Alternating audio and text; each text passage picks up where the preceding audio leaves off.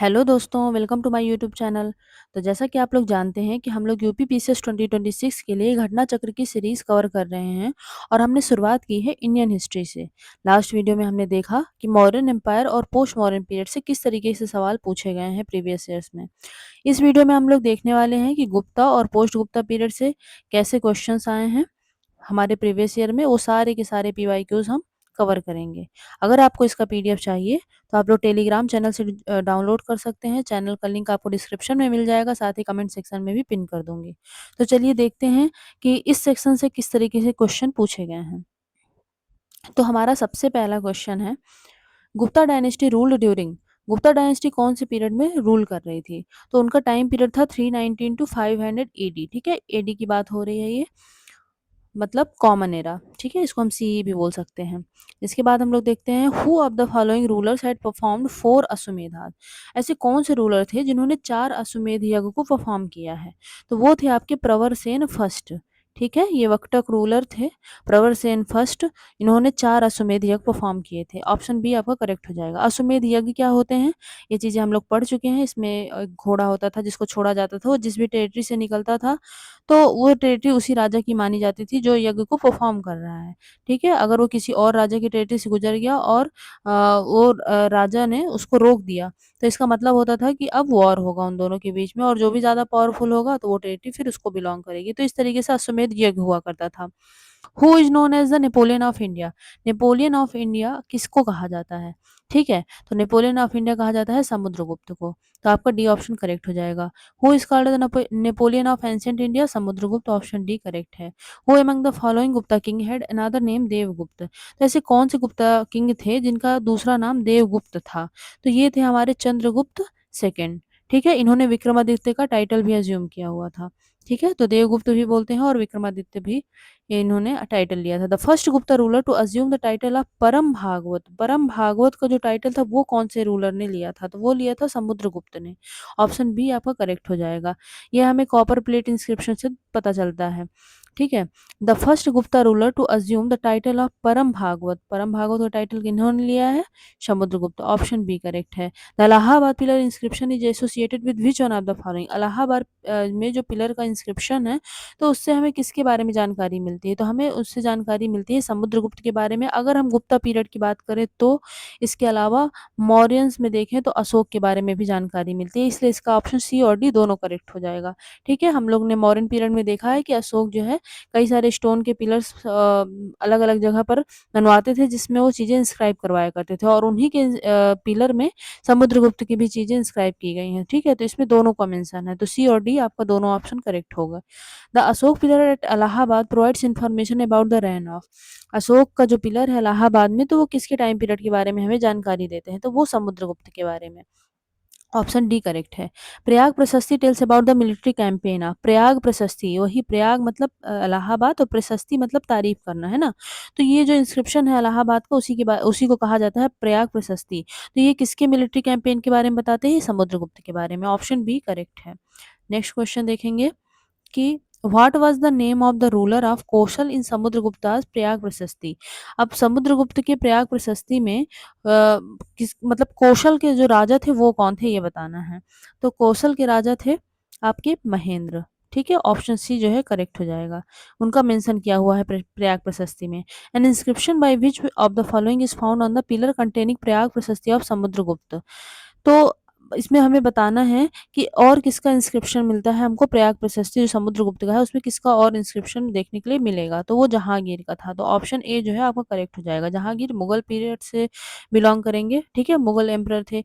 Which one of the following Gupta ruler is referred to as Lichchhavi dauhitra, मतलब son of the daughter of Lichchhavis.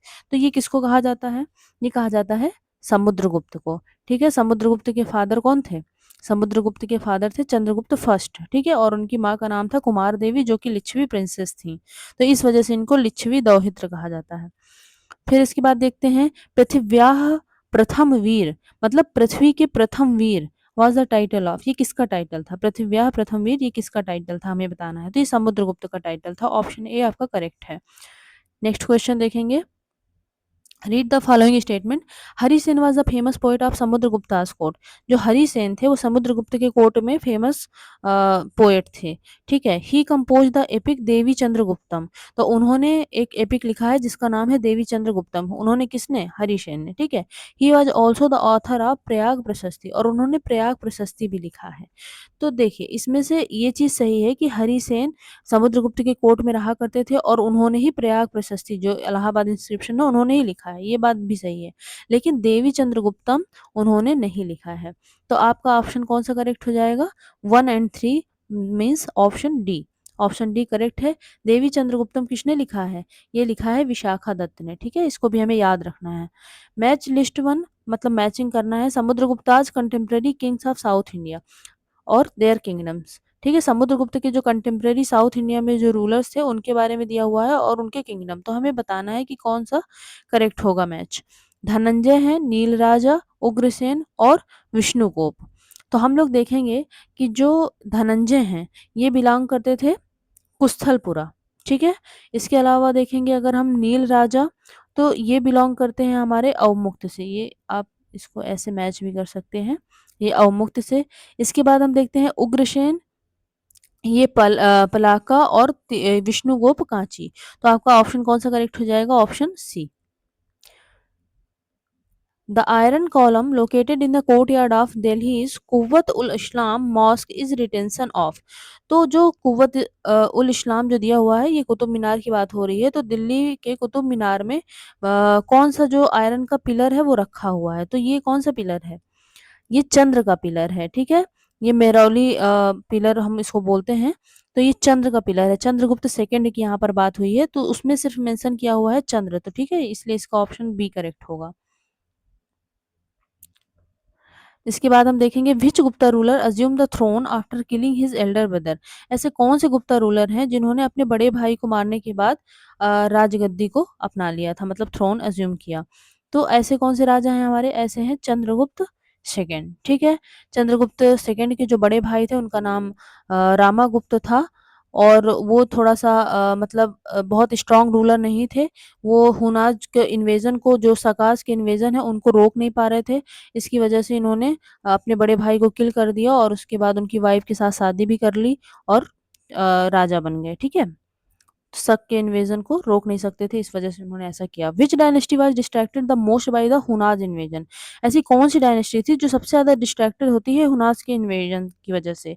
तो वो Gupta dynasty थी। Gupta dynasty के time में जो हुन्स थे, मतलब एक ट्राइब होती थी ना, तो वो इन्वेट कर रहे थे बार बार। तो कौन सी डिस्ट्रैक्ट होती है, किसके टाइम पीरियड में थे? ये गुप्ता के time period. Option C correct है। The Hunas invaded India during the reign of. किसके टाइम पीरियड में हुन इन्वेड करते हैं? तो स्कंदगुप्त के टाइम पीरियड में। ऑप्शन सी करेक्ट है। Who among the following Gupta rulers conquered Hunas. ऐसे कौन से गुप्ता रूलर थे जिन्होंने हुनाज के ऊपर विजय प्राप्त कर ली? तो ये थे आपके स्कंदगुप्त। स्कंदगुप्त के टाइम पीरियड में आते हैं और ये जीत भी जाते हैं स्कंदगुप्त उनसे। The Gupta emperor who defeated the Hunas. जो ऐसे कौन से गुप्ता एम्परर हैं जिन्होंने हुनाज को हरा दिया? तो ये है आपके स्कंदगुप्त। ऑप्शन सी करेक्ट होगा। Who among the following Gupta rulers defeated Hunas. किसने हुनाज को हराया? स्कंदगुप्त। आपका ऑप्शन डी करेक्ट है। From which inscription is it known that Skandagupta defeated Hunas. अब स्कंदगुप्त ने हुनाज को हरा दिया है, ये हमको पता कौन से इंस्क्रिप्शन से चलता है? तो ये भिटारी पिलर इंस्क्रिप्शन से हमको पता चलता है। ठीक है। भिटारी आप देखेंगे तो गाजीपुर उत्तर प्रदेश में जो है हमें देखने के लिए मिलता है। यहाँ पर एक इंस्क्रिप्शन मिला है जिससे जानने को मिलता है कि स्कंदगुप्त ने हुनाज को हरा दिया था। ठीक है, तो ये चीज हमें याद रखना है। There were different causes for the downfall of Gupta empire. ठीक है। गुप्ता एम्पायर के डाउनफॉल के लिए बहुत सारे कॉजेज थे। तो विच one among the statement given below was not a cause. तो बहुत सारे कारण थे लेकिन इनमें हमें बताना है कि कौन सा कारण नहीं है सही। ठीक है। तो हुन का इन्वेजन हो रहा था, ये बात तो सही है। फिर इसके बाद देखेंगे कि फ्यूडल सेटअप ऑफ एडमिनिस्ट्रेशन, ये बात भी बिल्कुल सही है। ठीक है। इस समय में फ्यूडलिज्म जो है काफी ज्यादा प्रोमिनेंट था। Acceptance of Buddhism by the later Guptas, तो ये भी चीज ठीक है। आप देखेंगे अरब इन्वेजन, तो अरब का इन्वेजन इनके टाइम पीरियड में नहीं हो रहा है, तो ये चीज आपकी गलत हो जाएगी। तो ऑप्शन डी करेक्ट आंसर होगा। हु इज नोन एज शक एम्परर। शक कॉन्करर। तो शक कॉन्करर किसको कहते हैं? मतलब शक के ऊपर जिसने विजय प्राप्त की है। तो ऐसे कौन से राजा हैं? तो ये है हमारे चंद्रगुप्त सेकंड। ठीक है। इनको शक कॉन्करर बोला जाता है। इन्होंने विक्रमादित्य का टाइटल भी अज्यूम किया हुआ है। इसके बाद हम लोग देखेंगे कि who was the first Gupta ruler to issue silver coins. ऐसे कौन से पहले गुप्ता रूलर थे जिन्होंने चांदी के सिक्के इशू किए थे? तो ये थे आपके Chandragupta second, option C correct होगा। With reference to Chandragupta second which of the following statement are correct. Chandragupta second के बारे में देखेंगे कि कौन से जो ऑप्शन है वो करेक्ट है। तो the strongest evidence in the contest of Shaka victory is the silver coins of this king. मतलब शक के ऊपर इन्होंने विजय प्राप्त की है तो उसके एविडेंस हमको मिलते हैं किससे? सिल्वर कॉइन्स से।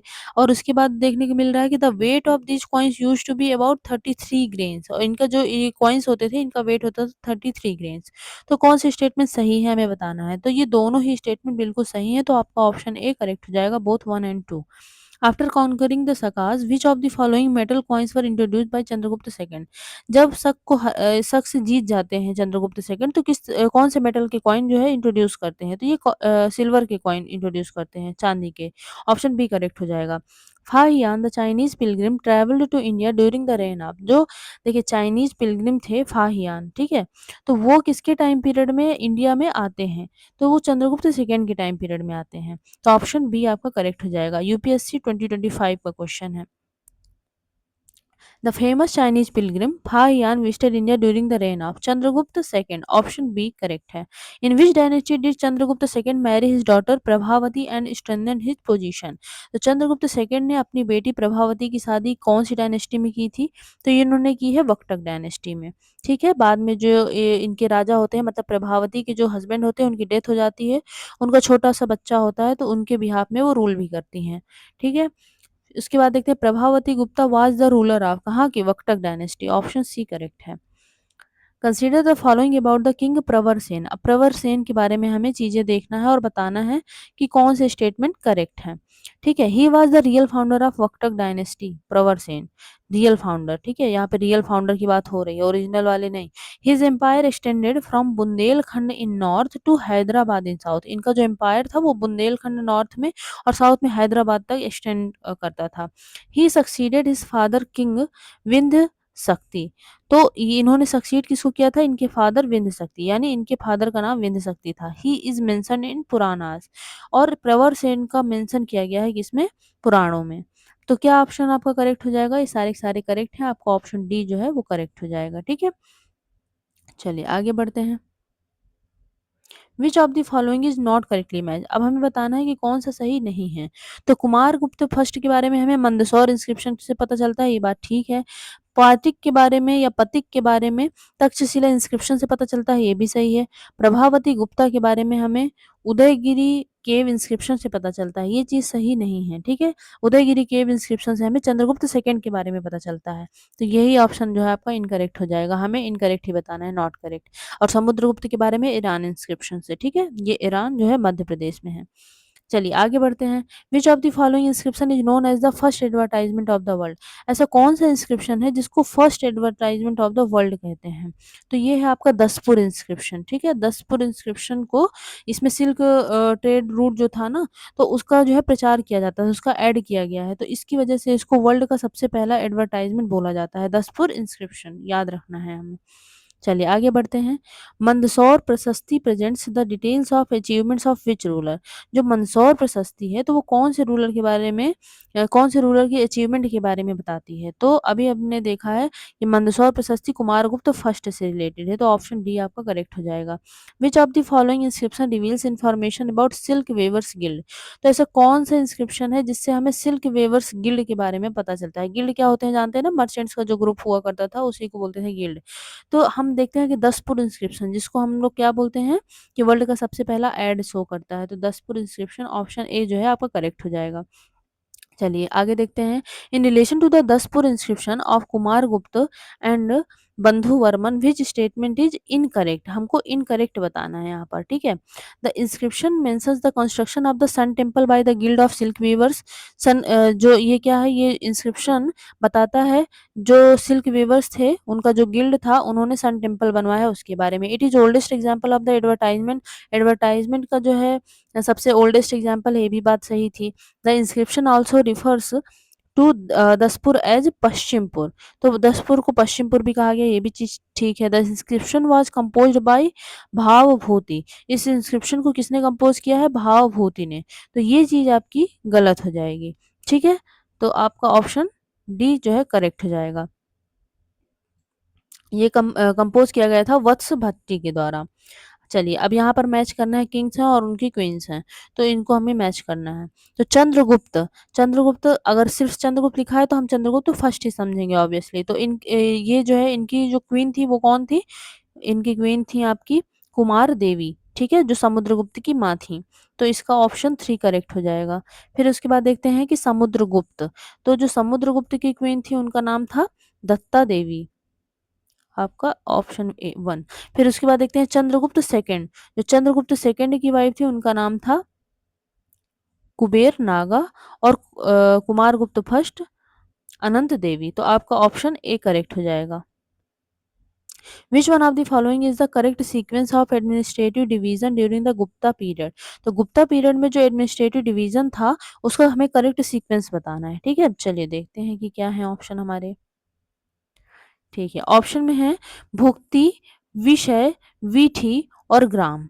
तो यही जो आपका ऑप्शन है यही बिल्कुल करेक्ट दिया हुआ है। सबसे बड़ी यूनिट जो होती थी वो भुक्ति होती थी। पहला तो एम्पायर हो गया, एम्पायर जैसे आज के डेट में है ना पूरी कंट्री है, उसको स्टेट्स में डिवाइड किया गया है। उसके बाद हम लोग देखेंगे तो डिस्ट्रिक्ट्स हैं, फिर विलेजेस हैं, टाउन्स हैं, विलेजेस हैं। तो ऐसे ही, तो जैसे सबसे पहले आपका एम्पायर हो गया, एम्पायर के बाद ये क्या है भुक्ति में बांटा गया। भुक्ति से छोटा यूनिट होती थी विषय, विषय से छोटी वीथी, और फिर उसके बाद सबसे छोटी यूनिट ग्राम। तो आपका ऑप्शन ए करेक्ट है। और इनके देखिए यहाँ पर इनके जो वो होते थे रूलर होते थे, यहाँ पर जो लोग इनके मेन रूलर होते थे उनके भी नाम दिए हुए हैं। जैसे एम्पायर का किंग हो गए, भुक्ति का उपरिका हो गए, विषय का विषयपति बोलते थे, विठी का आयुलन या फिर विठी महत्तर बोलते थे, और उसके बाद ग्राम का ग्रामिक या फिर अष्टकुलाधिकारी बोलते थे। ठीक है, तो ये भी चीज हमको याद रखना है। From the 3rd century AD, when the Hun invasion ended the Roman Empire, the Indian merchants relied more and more on। जो हुन का इन्वेजन हो रहा था बार बार, तो उसकी वजह से रोमन एम्पायर बहुत ज्यादा डिस्टर्ब हुआ था। मतलब रोमन एम्पायर से जो हमारा ट्रेड चल रहा था उसमें भी काफी ज्यादा प्रॉब्लम हुई। तो इंडियन मर्चेंट्स अब किसके ऊपर रिलाई करने लगे? तो इंडियन मर्चेंट्स जो है साउथ ईस्ट एशियन जो ट्रेड था उस पर रिलाई कर रहे थे। तो ऑप्शन सी आपका करेक्ट हो जाएगा। विच one of the following ports handle the north Indian trade during the Gupta period? तो ऐसा कौन सा पोर्ट था जो नॉर्थ इंडियन ट्रेड को पूरी तरीके से हैंडल कर रहा था? तो ये आप लोग देखेंगे ताम्रलिप्ति। ठीक है, ऑप्शन ए जो है करेक्ट है। ताम्रलिप्ति आपका बंगाल में पड़ता है। ये पोर्ट जो है नॉर्थ वाले पोर्शन में जो ट्रेड हो रहा था उसको हैंडल कर रहा था, कंट्रोल कर रहा था। विच one of the following ports was in use for the north Indian trade during the Gupta period? North Indian trade के लिए कौन हो गया? ताम्रलिप्ति। ऑप्शन बी करेक्ट हो जाएगा। अच्छा ठीक है, यहाँ पर ऑप्शन ई करेक्ट दिया हुआ है। क्यों? क्योंकि ताम्रलिप्ति तो था ही। यहाँ पर जो ऑप्शन है हमको उस चीज में भी ध्यान देना है। देखिए, जो ताम्रलिप्ति है उसके साथ साथ हम देखेंगे कि कैम्बे, बड़ोच और कल्याण ये सब भी नॉर्थ इंडियन ट्रेड में हेल्प कर रहे थे। ठीक है, तो इसलिए हमको वैसे ही नॉर्मली देख करके नहीं लगा देना है कुछ भी आंसर, जैसे कि मैंने अभी मिस्टेक की। ठीक है, हमें याद रखना है कि ताम्रलिप्ति तो है, उसके साथ साथ दूसरे ऑप्शंस भी देखने हैं। ये तीनों के तीनों है, इसलिए आपका more than one of the वो ऑप्शन ई करेक्ट हो जाएगा। चलिए आगे बढ़ते हैं। नेक्स्ट क्वेश्चन है आपका 45। India maintained its early cultural contacts and trade links with South East Asia across the Bay of Bengal. For this preeminence of the early maritime history of Bay of Bengal, which of the following could be the most convincing explanation? तो जो हमारा south East Asia के साथ trade चल रहा था तो वो क्यों इतना मतलब बढ़िया से चल रहा था, उसका हमें रीजन बताना है, एक्सप्लेनेशन देना है। As compare to other countries, India had a better ship building. मतलब हमारे पास शिप बिल्डिंग टेक्नोलॉजी बहुत अच्छी थी, इस वजह से हमारा साउथ ईस्ट एशिया के साथ अच्छा ट्रेड चल रहा था। The rulers of southern India always patronize traders, Brahman, priest and Buddhist monks in this context. जो साउथ इंडिया के रूलर्स थे तो वो लोग पैट्रोनाइज किया करते थे ट्रेडर्स को, ब्राह्मण, प्रीस्ट वगैरह को, बुद्धिस्ट मॉन्क को। इस वजह से मॉनसून विंड से across the Bay of Bengal facilitated sea voyages. तो इसका सबसे करेक्ट आंसर आपका यही होगा कि जो मॉनसून विंड होती थी ना तो उसी के साथ साथ जो है ये लोग अपने पोर्ट से निकल करके उन कंट्रीज की तरफ जाते थे, तो उनको काफी ज्यादा हेल्प मिल जाती थी। तो मानसून विंड हेल्प करती थी। ठीक है, तो ऑप्शन सी आपका करेक्ट हो जाएगा। With reference to the guilds, इनको श्रेणी भी बोलते थे, मर्चेंट्स का जो ग्रुप होता था, of ancient India that played a very important role in the country's economy, which of the following statement are correct. तो हमें बताना है इनके बारे में कौन सा ऑप्शन करेक्ट है। Every guild was registered with the central authority of the state and the king was the chief administrative authority on them. तो मतलब जो हर एक गिल्ड होती थी वो रजिस्टर होती थी सेंट्रल अथॉरिटी, स्टेट की जो सेंट्रल अथॉरिटी होती थी उसमें रजिस्टर होती थी, और किंग जो होता था वो उनका चीफ एडमिनिस्ट्रेटिव अथॉरिटी होती थी। The wages rules of work standard and prices were fixed by the guild. तो जो वेज होती थी कि क्या वेज रहेगी लोगों की, और रूल्स क्या होंगे, स्टैंडर्ड्स क्या होंगे, प्राइजेस क्या होंगे, ये सब चीजें गिल्ड डिसाइड किया करते थे। द गिल्ड है judicial powers over its member, और गिल्ड के पास अपने मेंबर्स के लिए जुडिशियल पावर भी होती थी। तो देखिए आपका ऑप्शन 2 करेक्ट है, आपका ऑप्शन 3 भी करेक्ट है, बट हम देखेंगे कि किंग जो है एडमिनिस्ट्रेटिव अथॉरिटी नहीं होती थी। ठीक है, तो आपका 2 एंड 3 ऑप्शन सी बिल्कुल करेक्ट हो जाएगा। चलिए नेक्स्ट क्वेश्चन देखेंगे।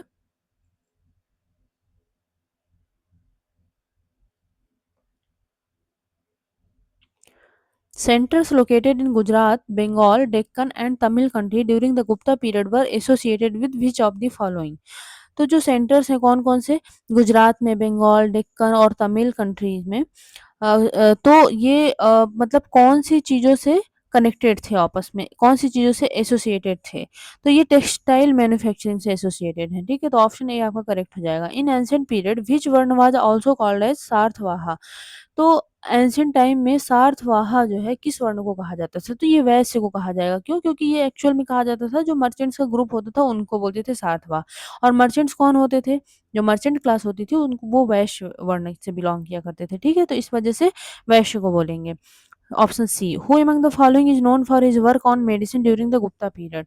तो हमें ये देखना है कि गुप्ता पीरियड में मेडिसिन के ऊपर वर्क कौन कर रहा था। तो सुश्रुत थे, सौमिल थे, शूद्रक थे या फिर सौनक थे। तो इनमें से कोई भी नहीं थे, तो आपका option E none of the above correct होगा।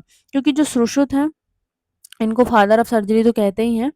ठीक है, ये काशी के रहने वाले थे और ये 600 बीसी से बिलोंग कर रहे हैं। ठीक है, 600 बीसी, यहाँ पर गुप्ता पीरियड की बात हुई है। गुप्ता पीरियड आपका 319 एडी से 500 एडी तक के चलता है, तो ये चीज हमको टाइम पीरियड याद रखना है। तो जैसे 600 बीसी से सुश्रुत हैं। सौनक जो है वो ऋग्वेद से बिलोंग कर रहे हैं। अब ऋग्वेद में तो आप लोग जान ही रहे हैं ना, ऋग्वेद उससे भी पहले का है। फिर शूद्रक जो है वो ड्रामेटिस्ट हैं। वो गुप्ता पीरियड के तो थे, लेकिन वो ड्रामेटिस्ट थे, वो मेडिसिन से रिलेटेड नहीं है। और इसके साथ साथ जो सौमिल हैं वो भी प्ले राइट लिखते थे। तो इस तरीके से इसमें मेडिसिन पे काम करने वाला कोई भी नहीं था। हुई among the following is known for is Ayurvedic thematic composition during Gupta period. तो आयुर्वेद के लिए गुप्ता पीरियड में कौन जाना जा रहा है, तो सेम ऑप्शन है, तो इसमें से कोई भी करेक्ट होगा ही नहीं। ठीक है, who among the following is not associated with medicine and ancient India. तो हमें बताना है कि नॉट एसोसिएटेड, जो एंशिएंट इंडिया में मेडिसिन से एसोसिएटेड नहीं है उनका बताना है। तो धन्वंतरी आयुर्वेद से रिलेटेड है, चरक भी हैं और सुश्रुत भी हैं। तो हमारा ऑप्शन क्या करेक्ट होगा, भास्कराचार्य। भास्कराचार्य जो है मैथमेटिशियन है। ठीक है, तो ये हमको याद रखना है। मैथमेटिशियन के साथ साथ एस्ट्रोनॉमर भी थे।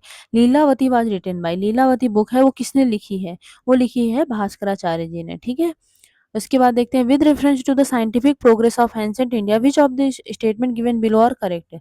तो जो साइंटिफिक प्रोग्रेस हुई थी एंशिएंट इंडिया में उससे रिलेटेड चीजें दी हुई हैं, हमें बताना है कि कौन चीजें करेक्ट हैं।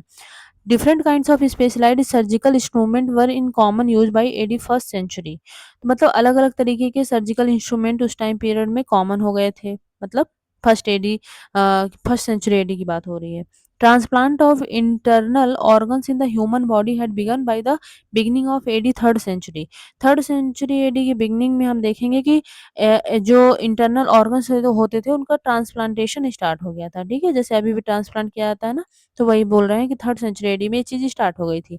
The concept of the sine of an angle was known in fifth century AD. तो फिफ्थ सेंचुरी एडी में हम देखेंगे कि एंगल का जो साइन होता है वो ये जो कॉन्सेप्ट होगा वो डेवलप हो चुका था। The concept of cyclic quadrilaterals was known in AD seven century. Seven century AD में आपका साइक्लिक क्वाड्रिलेटरल का जो कॉन्सेप्ट है वो भी डेवलप हो चुका था। अब इसमें से हमको बताना है कि कौन कौन से हमारे करेक्ट ऑप्शन है। ठीक है, तो हम देखेंगे कि जो ट्रांसप्लांटेशन है ये चीज़ स्टार्ट नहीं हुई थी 3rd सेंचुरी एडी में, तो यही ऑप्शन आपका गलत होगा। बाकी जो दिए हैं वो सारे के सारे सही हैं, 1, 3 एंड 4 ऑप्शन सी आपका करेक्ट हो जाएगा। चलिए आगे बढ़ते हैं और नेक्स्ट क्वेश्चन देखते हैं। In his travels through India, Fahiyan has mentioned a hospital it was located at। Fahien ने जो है अपने जो ये लोग ना लिखा करते थे, ये लोग ट्रैवल करते थे तो वो सारी चीज़ें जो ये देखते थे लिखा करते थे। तो इन्होंने जो लिखा है ट्रैवलॉग, तो उसमें उन्होंने बताया है कि एक हॉस्पिटल के बारे में। तो वो हॉस्पिटल कहाँ पर लोकेटेड था, हमें वो प्लेस का नाम बताना है। तो वो लोकेटेड था पाटलिपुत्र, ऑप्शन डी करेक्ट है। Who of the following among the 9 gems of Chandragupta was associated with astrology. तो चंद्रगुप्त सेकंड के हम कोर्ट में देखते हैं कि 9 जेम्स यानी कि 9 रत्न हुआ करते थे। तो इनमें से कौन से 9 रत्न जो होते थे उनमें से कौन ऐसे हैं जो एस्ट्रोलॉजी से रिलेटेड हैं? तो आपके जो है छपनक जो है ये एस्ट्रोलॉजी से रिलेटेड है, ठीक है? इसके बाद हम लोग हाँ, यहाँ पर देखिए नवरत्नों के नाम भी दिए हुए हैं, तो ये भी देख सकते हैं। जैसे कालिदास थे वो पोएट थे, धन्वंतरी फिजिशियन थे, वराहमिहिर एस्ट्रोनॉमर थे, अमर सिंह लेक्सिकोग्राफर, शंकु आर्किटेक्ट हैं, छपनक जो है एस्ट्रोलॉजर हैं, वारारुचि ग्रामेरियन, वेताल भट्ट मैजिशियन और घटकर्पण आपका डिप्लोमेट। फिर देखते हैं Kalidasa was in the ruling period of, किसके रूलिंग पीरियड में थे? नवरत्नों में से एक थे चंद्रगुप्त सेकंड के, ऑप्शन डी करेक्ट है। Who among the following was the first to explain that the rotation of the earth on its own axis accounts for the daily rising and setting of the sun. इनमें से किसने बताया है कि जो अर्थ का खुद का रोटेशन होता है उसकी वजह से दिन और रात होते हैं, और बेसिकली ये चीज कहना चाह रहे हैं, है ना? मतलब जो सूर्यास्त होता है, सूर्योदय होता है, तो ये सूर्य नहीं घूम रहा है, ये हमारी पृथ्वी घूम रही है, रोटेट कर रही है, इसकी वजह से हमें दिखाई देता है। तो ये किसने बताया है? आर्यभट्ट ने बताया। ऑप्शन ए आपका करेक्ट हो जाएगा। Which among these are Guptas gold coins. इनमें से कौन से गुप्ता के गोल्ड कॉइन है, मतलब उनको क्या नाम हुआ करता था? तो दीनार होता था, ठीक है? ऑप्शन बी आपका करेक्ट हो जाएगा। गुप्ता के जो गोल्ड कॉइन होते थे उनका नाम क्या होता था? दीनार। और जो सिल्वर कॉइन होते थे उनका क्या नाम होता था? कमेंट कीजिएगा। रूपक होता था, ठीक है? अब कर दीजिएगा ताकि याद रहे। Gupta gold coin was called, Gupta के जो गोल्ड कॉइन होते थे उनको क्या कहते थे? दीनार। Option B the silver coins issued by the Guptas were called, अभी मैंने बताया आपको, rupaka. Option C. Who of the following was the first Gupta ruler to issue coins. ऐसे कौन से पहले गुप्ता रूलर थे जिन्होंने कॉइन्स को इशू किया? तो वो थे आपके चंद्रगुप्त फर्स्ट, ठीक है? In Sanskrit plays written during the Gupta period women and Shudras speak. तो जो संस्कृत प्लेज लिखे हुए हैं तो गुप्ता पीरियड में, तो उसमें बताया गया है कि जो वीमेन होती थी और जो शूद्र होते थे वो कौन सी भाषा बोलते थे, वो बताना है हमें। वो प्राकृत भाषा बोलते थे, प्राकृत लैंग्वेज, ठीक है? तो आपका ऑप्शन बी करेक्ट हो जाएगा। The first inscriptional evidence of the sati pratha has been found from. तो इंस्क्रिप्शन हमें मिला है सती प्रथा का, तो सबसे पहले हमें ये कहाँ से देखने के लिए मिलता है सती प्रथा की शुरुआत? तो ये कहाँ मिला है हमें? ईरान में, मध्य प्रदेश, ठीक है? फर्स्ट इंस्क्रिप्शनल एविडेंस मतलब सती प्रथा का इंस्क्रिप्शनल एविडेंस हमको मिला है ईरान से। इसके बाद हम आगे नेक्स्ट क्वेश्चन देखेंगे। हु एस्टैब्लिश्ड गुप्ता संवत। गुप्ता संवत की शुरुआत किसने की है? वो की है चंद्रगुप्त फर्स्ट ने। गुप्ता संवत कब से माना जाता है? 319 एडी से, ठीक है? याद रखना है। मैच करना है हमको एम्परर और उन्होंने क्या टाइटल अज्यूम किया था उससे। तो अशोक, देखिए यहाँ पर हमको सबसे इम्पोर्टेंट चीज़ क्या याद रखना है? अशोक, अशोक अपने आप को क्या बोलते थे? देव नाम प्रिय प्रियदर्शी, ठीक है? तो मतलब प्रियदर्शन कौन है हमारे? अशोक हैं। इसके बाद देखिए समुद्रगुप्त हैं, चंद्रगुप्त सेकंड हैं और स्कंदगुप्त है। जो मोस्ट कॉमन है उनमें से पहले तो अशोक हो गए, और दूसरे आप लोग क्या देखेंगे? चंद्रगुप्त सेकंड क्या टाइटल अज्यूम करते थे? विक्रमादित्य का, ठीक? इसके बाद हमने अभी देखा कि जो समुद्रगुप्त हैं ये क्या अपने आप को बोलते थे? पराक्रमांक, ठीक है? तो आपका 1 हो गया, और स्कंदगुप्त जो है वो क्रमादित्य टाइटल। तो आपके इसके अकॉर्डिंग क्या हो जाएगा? A two B one, A two B one आपका ऑप्शन सी करेक्ट है। चलिए आगे बढ़ते हैं। The gradual decline of towns was an important feature of which period. जो टाउन्स का धीरे-धीरे मतलब ग्रेजुअल तरीके से डिक्लाइन हो रहा है, तो ये किसका कौन से पीरियड का इम्पोर्टेंट फीचर है? तो ये है आपका गुप्ता पीरियड का इम्पोर्टेंट फीचर। आपका ऑप्शन ए बिल्कुल करेक्ट है। Which ruling dynasty donated maximum villages to temples and Brahmins.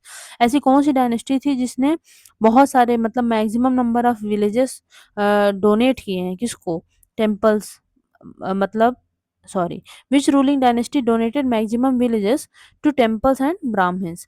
जो कई सारे विलेजेस हैं इन्होंने टेम्पल्स को ब्राह्मण्स को डोनेट किया है, ऐसी कौन सी डायनेस्टी है? वो है आपकी गुप्ता डायनेस्टी। ठीक है, ऑप्शन ए आपका करेक्ट है।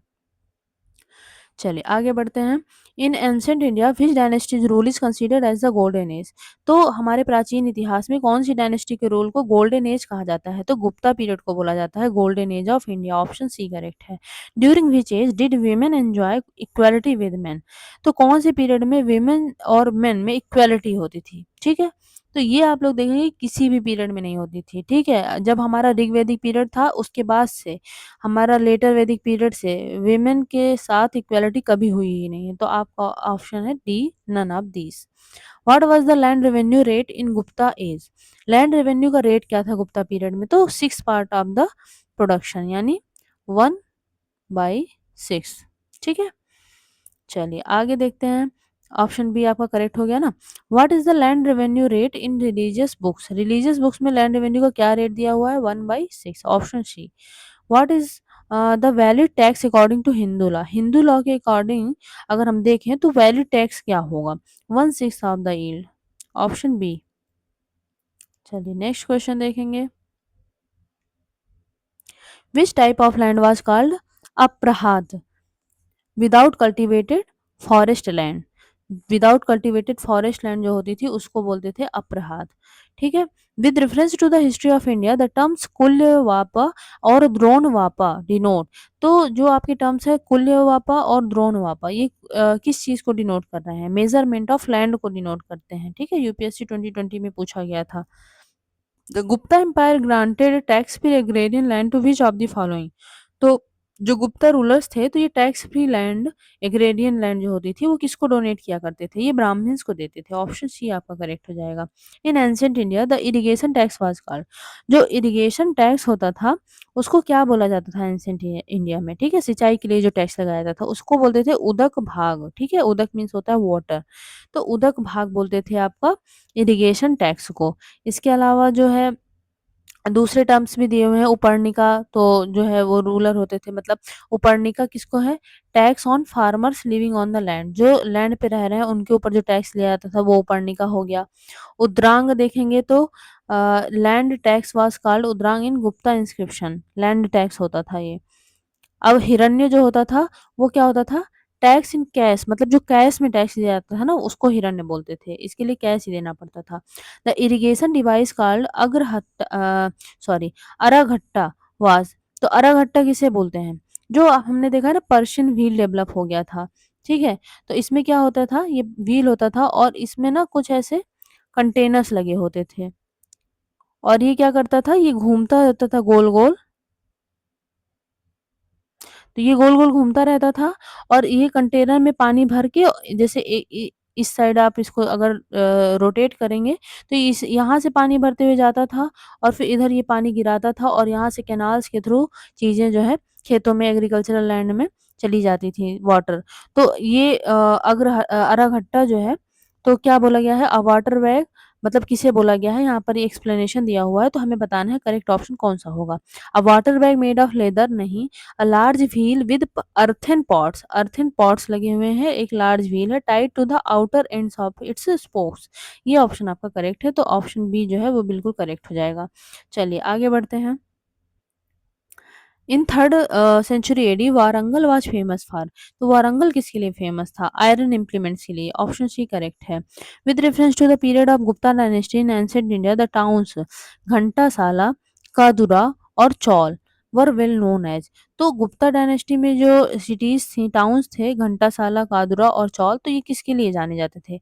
ये पोर्ट्स हुआ करते थे। Ports handling foreign trade, foreign trade को जो हैंडल करते थे, कंट्रोल करते थे, ऐसे पोर्ट्स होते थे घंटासाला, कादुरा, चौल। ये टाउन्स थे ऐसे। ठीक है, यहाँ पर पोर्ट्स होते थे। Toramana was from the racial group of. Toramana जो है कौन से रेशियल ग्रुप से बिलोंग करेंगे? तो ये है हुन। ठीक है, हुन के जो तुर्माना थे वो सेकंड हुन इन्वेजन के टाइम पर लीडर थे। Who amongst the following had defeated हुन रूलर मिहिरकुल।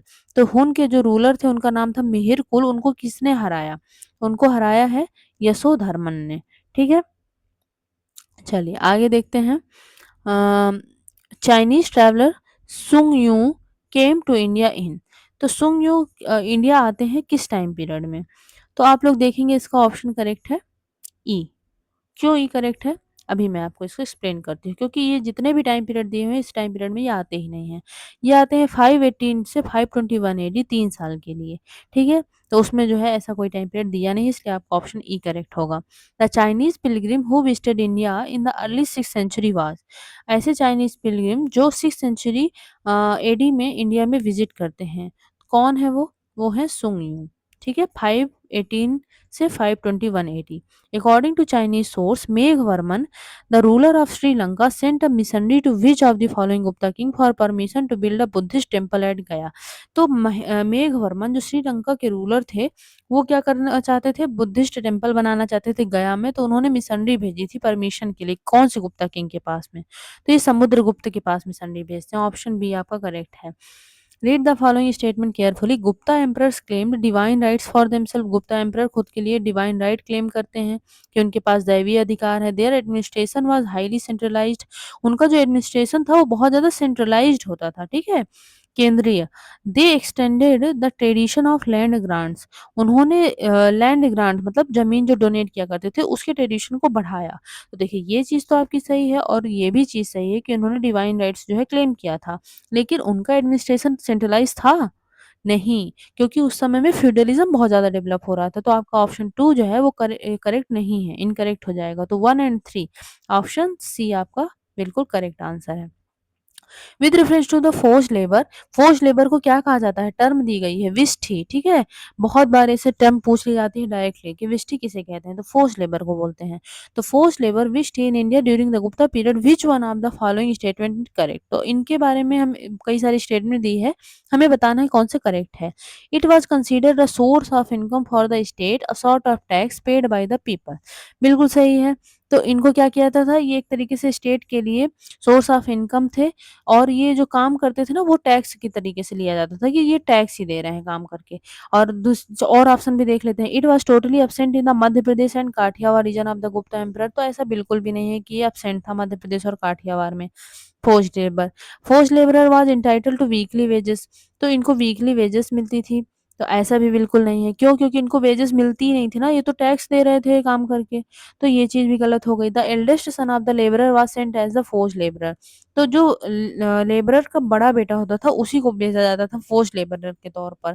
तो नहीं, ऐसा कुछ भी नहीं है, किसी भी बेटे को भेजा जा सकता था। तो इस तरह आपका ऑप्शन ए करेक्ट हो जाएगा।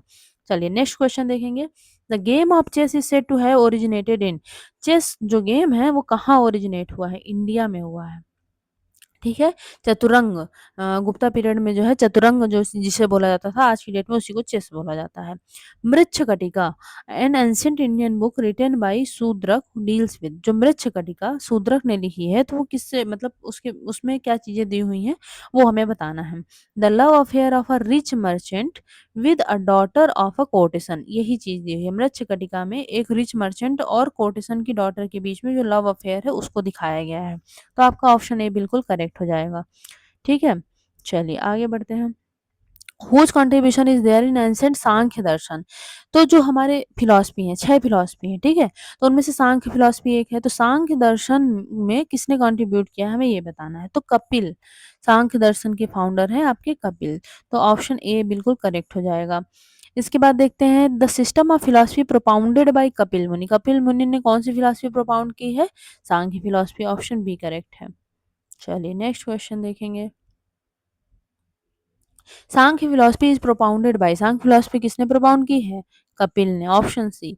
ये क्वेश्चन बार बार मैं इसलिए पढ़ती हूँ ना ताकि आप लोग को बार बार सुन करके वो चीजें याद हो जाए। अगर एग्जाम में रिपीट हो तो आप लोगों को क्लिक कर जाए answer.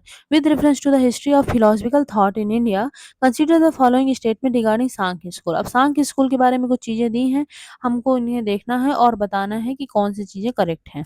Sankhya does not accept the theory of rebirth और ट्रांसमाइग्रेशन ऑफ द सोल। तो जो सांख्य फिलॉसफी है वो रीबर्थ की थ्योरी और ट्रांसमाइग्रेशन ऑफ सोल को एक्सेप्ट नहीं करती है। रीबर्थ मतलब पुनर्जन्म, ट्रांसमाइग्रेशन मतलब एक शरीर से दूसरे शरीर में जो सोल जाती है उसी को बोलते हैं ट्रांसमाइग्रेशन ऑफ सोल। तो इस थ्योरी को ये एक्सेप्ट नहीं करते हैं, ऐसा इस स्टेटमेंट में दिया गया है, ठीक है? और देखते हैं Sankhya holds that it is the self knowledge है, ठीक है, आत्मज्ञान है, दैट लीड्स टू लिबरेशन, जो हमें मोक्ष की प्राप्ति करवाता है, और नॉट एनी एक्सटीरियर इन्फ्लुएंस और एजेंट, और बाहरी कोई भी चीज हमको मोक्ष नहीं दिला सकती है। तो ये बात तो बिल्कुल आपकी सही है, लेकिन ये लोग एक्सेप्ट करते हैं थ्योरी ऑफ रिबर्थ और ट्रांसमाइग्रेशन, ये लोग एक्सेप्ट करते हैं। तो आपका ऑप्शन 1 जो है वो इनकरेक्ट हो जाएगा। तो हमें करेक्ट बताना है, तो आपका option B only 2 is the correct answer. Read the following statement and choose the correct option. Statement first है, Kapil is the earliest exponent of Sankhya system. ठीक है, ये बात तो बिल्कुल सही है। Kapil teaches that a man's life is shaped by the forces of nature and not by any divine agency. तो यहाँ पर कहा गया है कि कपिल ऐसा सिखाते हैं, बताते हैं कि जो लोगों की लाइफ है वो नेचर के फोर्स के थ्रू शेप हुई है, ना कि किसी बाहरी और डिवाइन जो है दैवीय एजेंसी के द्वारा। तो दोनों स्टेटमेंट सही है। ये जो आपका सांख्य फिलॉसफी है, दोनों चीजें उसके बारे में सही दी हुई हैं। तो आपका स्टेटमेंट 1 बिल्कुल करेक्ट हो जाएगा। Option 1 statement 1 and 2।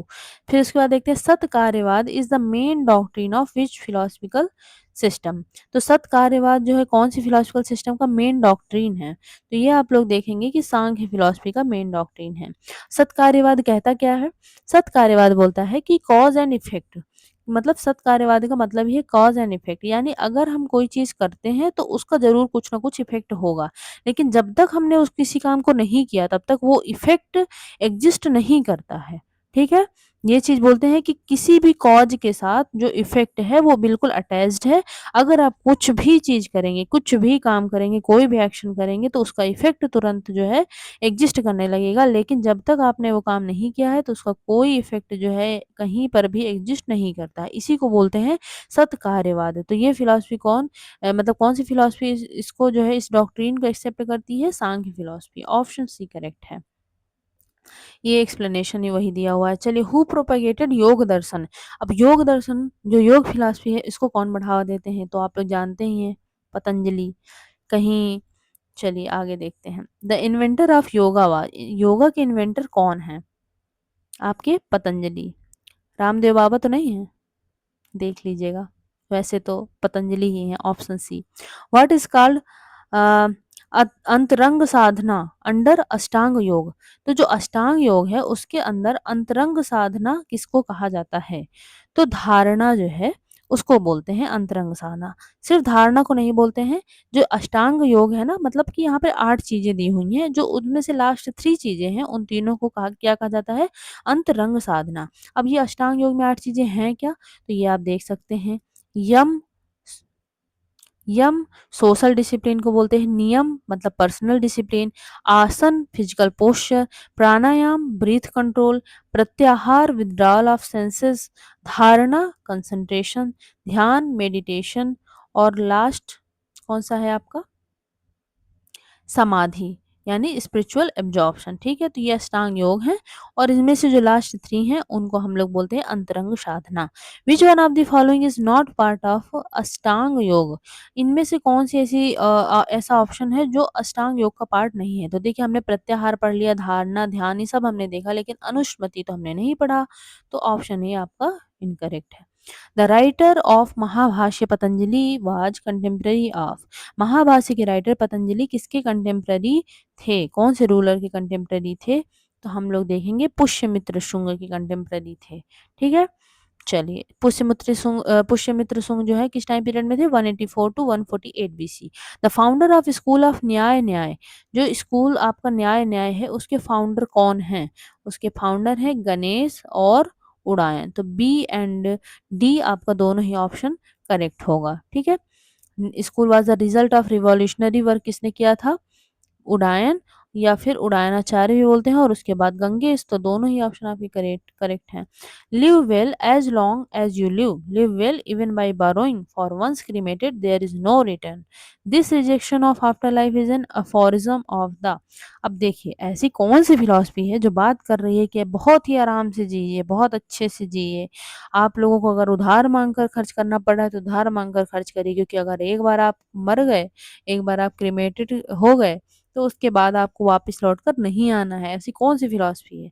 ये है आपकी चारवाक फिलॉसफी। ठीक है, चारवाक बोलते हैं ये सब। Who has said that the conscious body is the soul. ये किसने कहा है कि जो कॉन्शियस बॉडी है हमारी, ठीक है, वही सोल है, वही आत्मा है, अलग से आत्मा और कुछ नहीं है, सिर्फ क्या है, कॉन्शियस बॉडी। तो ये बोला है आपके चारवाक जी ने, ठीक है। इनके अनुसार अगर बॉडी नहीं है तो सोल कुछ भी नहीं है। चलिए आगे बढ़े। हु एक्सेप्ट्स ओनली परसेप्शन, केवल परसेप्शन को कौन एक्सेप्ट करता है, ठीक है, परसेप्शन को एक्सेप्ट करने वाले हैं चारवाक।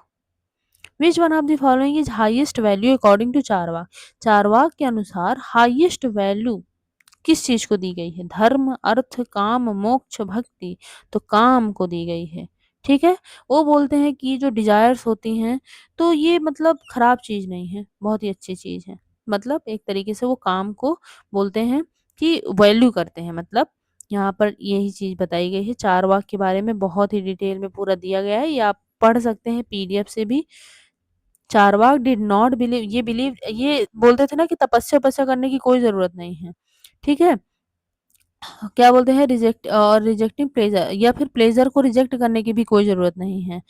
मतलब आप खुद को पेन दें, खुद को, जैसे दूसरी फिलोसफीज होती है ना, तो उन्होंने उनमें कहा गया कि आप तपस्या करें, जैसे जैन में तो एक्सट्रीम लेवल पर आपको खुद को तकलीफ देनी है, तो ये सब चीजें बोली गई हैं।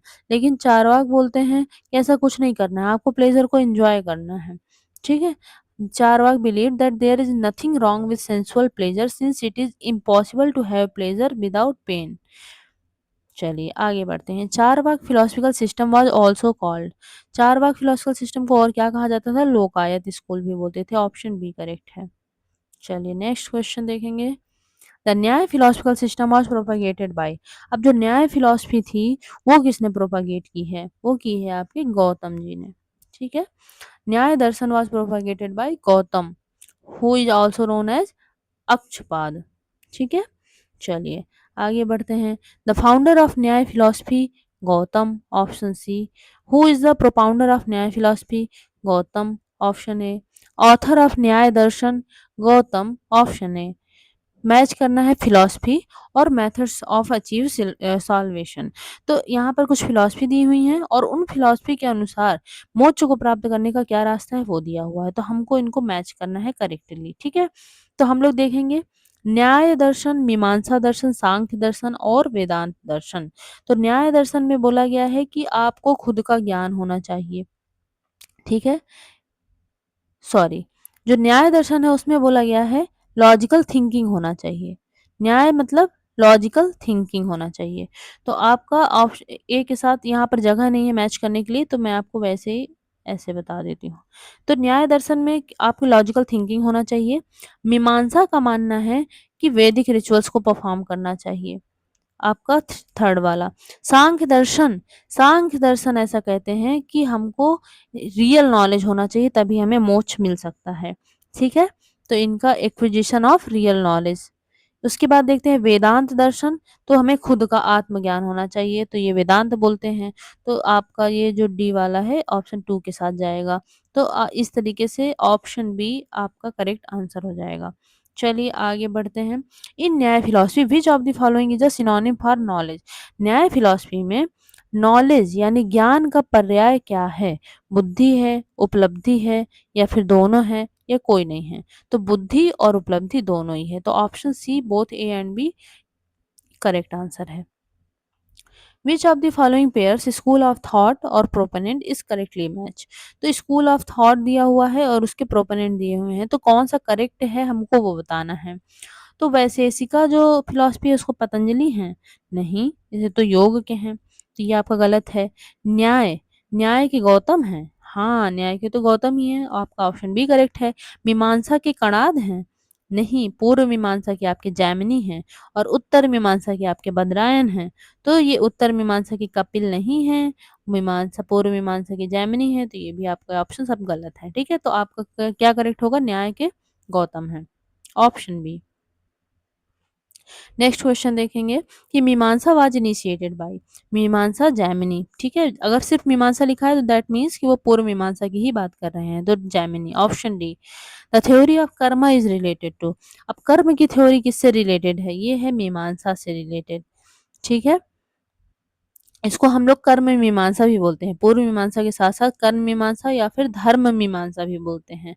चलिए आगे बढ़ते हैं। Which of the following schools of philosophy is of the opinion that Vedas contain the eternal truth? कौन सी फिलॉसफी बोलती है कि वेद जो है इटर्नल ट्रुथ को कंटेन करते हैं अपने अंदर? तो ये बोलते हैं मीमांसा वाले। Option C. The doctrine of Apurva is related to. Doctrine of Apurva जो है वो किससे रिलेटेड है? मीमांसा से रिलेटेड है। ठीक है। मीमांसा के अनुसार अपूर्व इज एन अनसीन फोर्स है। अनसीन फोर्स है किसके बीच में? मतलब एक तरीके से ये मीडिएटर का काम करता है किसके बीच में? परफॉर्मेंस जो हम कर्म करते हैं और उनके रिजल्ट के बीच में। ठीक है। जो हम कर्म करते हैं और जो रिजल्ट होता है उसके बीच में मीडिएटर की तरह ये काम करने वाला फोर्स है। Which of the following philosophies of India propounded the atom theory? तो एटम थ्योरी को कौन सी फिलोसफी जो है प्रोपाउंड करती है? तो एटम थ्योरी आपसे रिलेटेड है वैशेषिका से। ठीक है। ऑप्शन डी करेक्ट है। Who among the following is called the founder of Indian atomism? तो एटम से रिलेटेड है आपका वैशेषिका और वैशेषिका के फाउंडर है महर्षि कणाद। तो ऑप्शन सी आपका करेक्ट है। विच one of the following pairs does not form part of the six system of Indian philosophy? तो जो हमारे 6 सिस्टम ऑफ इंडियन फिलोसफी उनमें से ये बिलोंग नहीं करता है, हमको वो बताना है। तो मीमांसा भी है, वेदांत भी है, न्याय है, वैशेषिका है, सांख्य है, योग है, लोकायत और कपालिका नहीं है। सी ऑप्शन आपका करेक्ट होगा। ठीक है। चलिए विच of the following is the नास्तिक स्कूल ऑफ थॉट? अब नास्तिक स्कूल ऑफ थॉट हम किसको बोलते हैं इनमें से? तो वो बोलते हैं बौद्ध को। ठीक है। बौद्ध आपका अलग हो गया, ये सारी की सारी फिलोसफीज अलग हैं। विच इज कॉल्ड लोकायत दर्शन? लोकायत दर्शन तो अभी हमने पढ़ा ही था कि चारवाक को बोलते हैं। ऑप्शन सी करेक्ट है। चलिए नेक्स्ट क्वेश्चन देखेंगे। The founder of Advaita philosophy? Advaita philosophy के फाउंडर कौन है? अद्वैत फिलोसफी के फाउंडर है शंकराचार्य। ठीक है। बचपन में इनका नाम शंकर था, अब इन्हें आदि शंकराचार्य बोलते हैं। अद्वैत वेदांत सिद्धांत के ये हमारे फाउंडर हैं, प्रोपाउंडर हैं। Shankara's philosophy is called as? Shankar की फिलॉसफी को क्या बोलते हैं? अद्वैतवाद। अद्वैतवाद तो ऑप्शन में नहीं है, अरे नॉन डुअलिज्म तो है, इसी को बोलते हैं Advaitavada. Who is called crypto Buddhist? Crypto Buddhist किसे कहा गया है? ये कहा गया है आपके शंकर जी को, यानी आदि शंकराचार्य जी को। क्यों? क्योंकि इनकी जो फिलॉसफी है उसमें बुद्धिस्ट जो हमारे बहुत सारे कॉन्सेप्ट है वो देखने के लिए मिल जाते हैं, इस वजह से इनको क्रिप्टो बुद्धिस्ट कहा जाता है।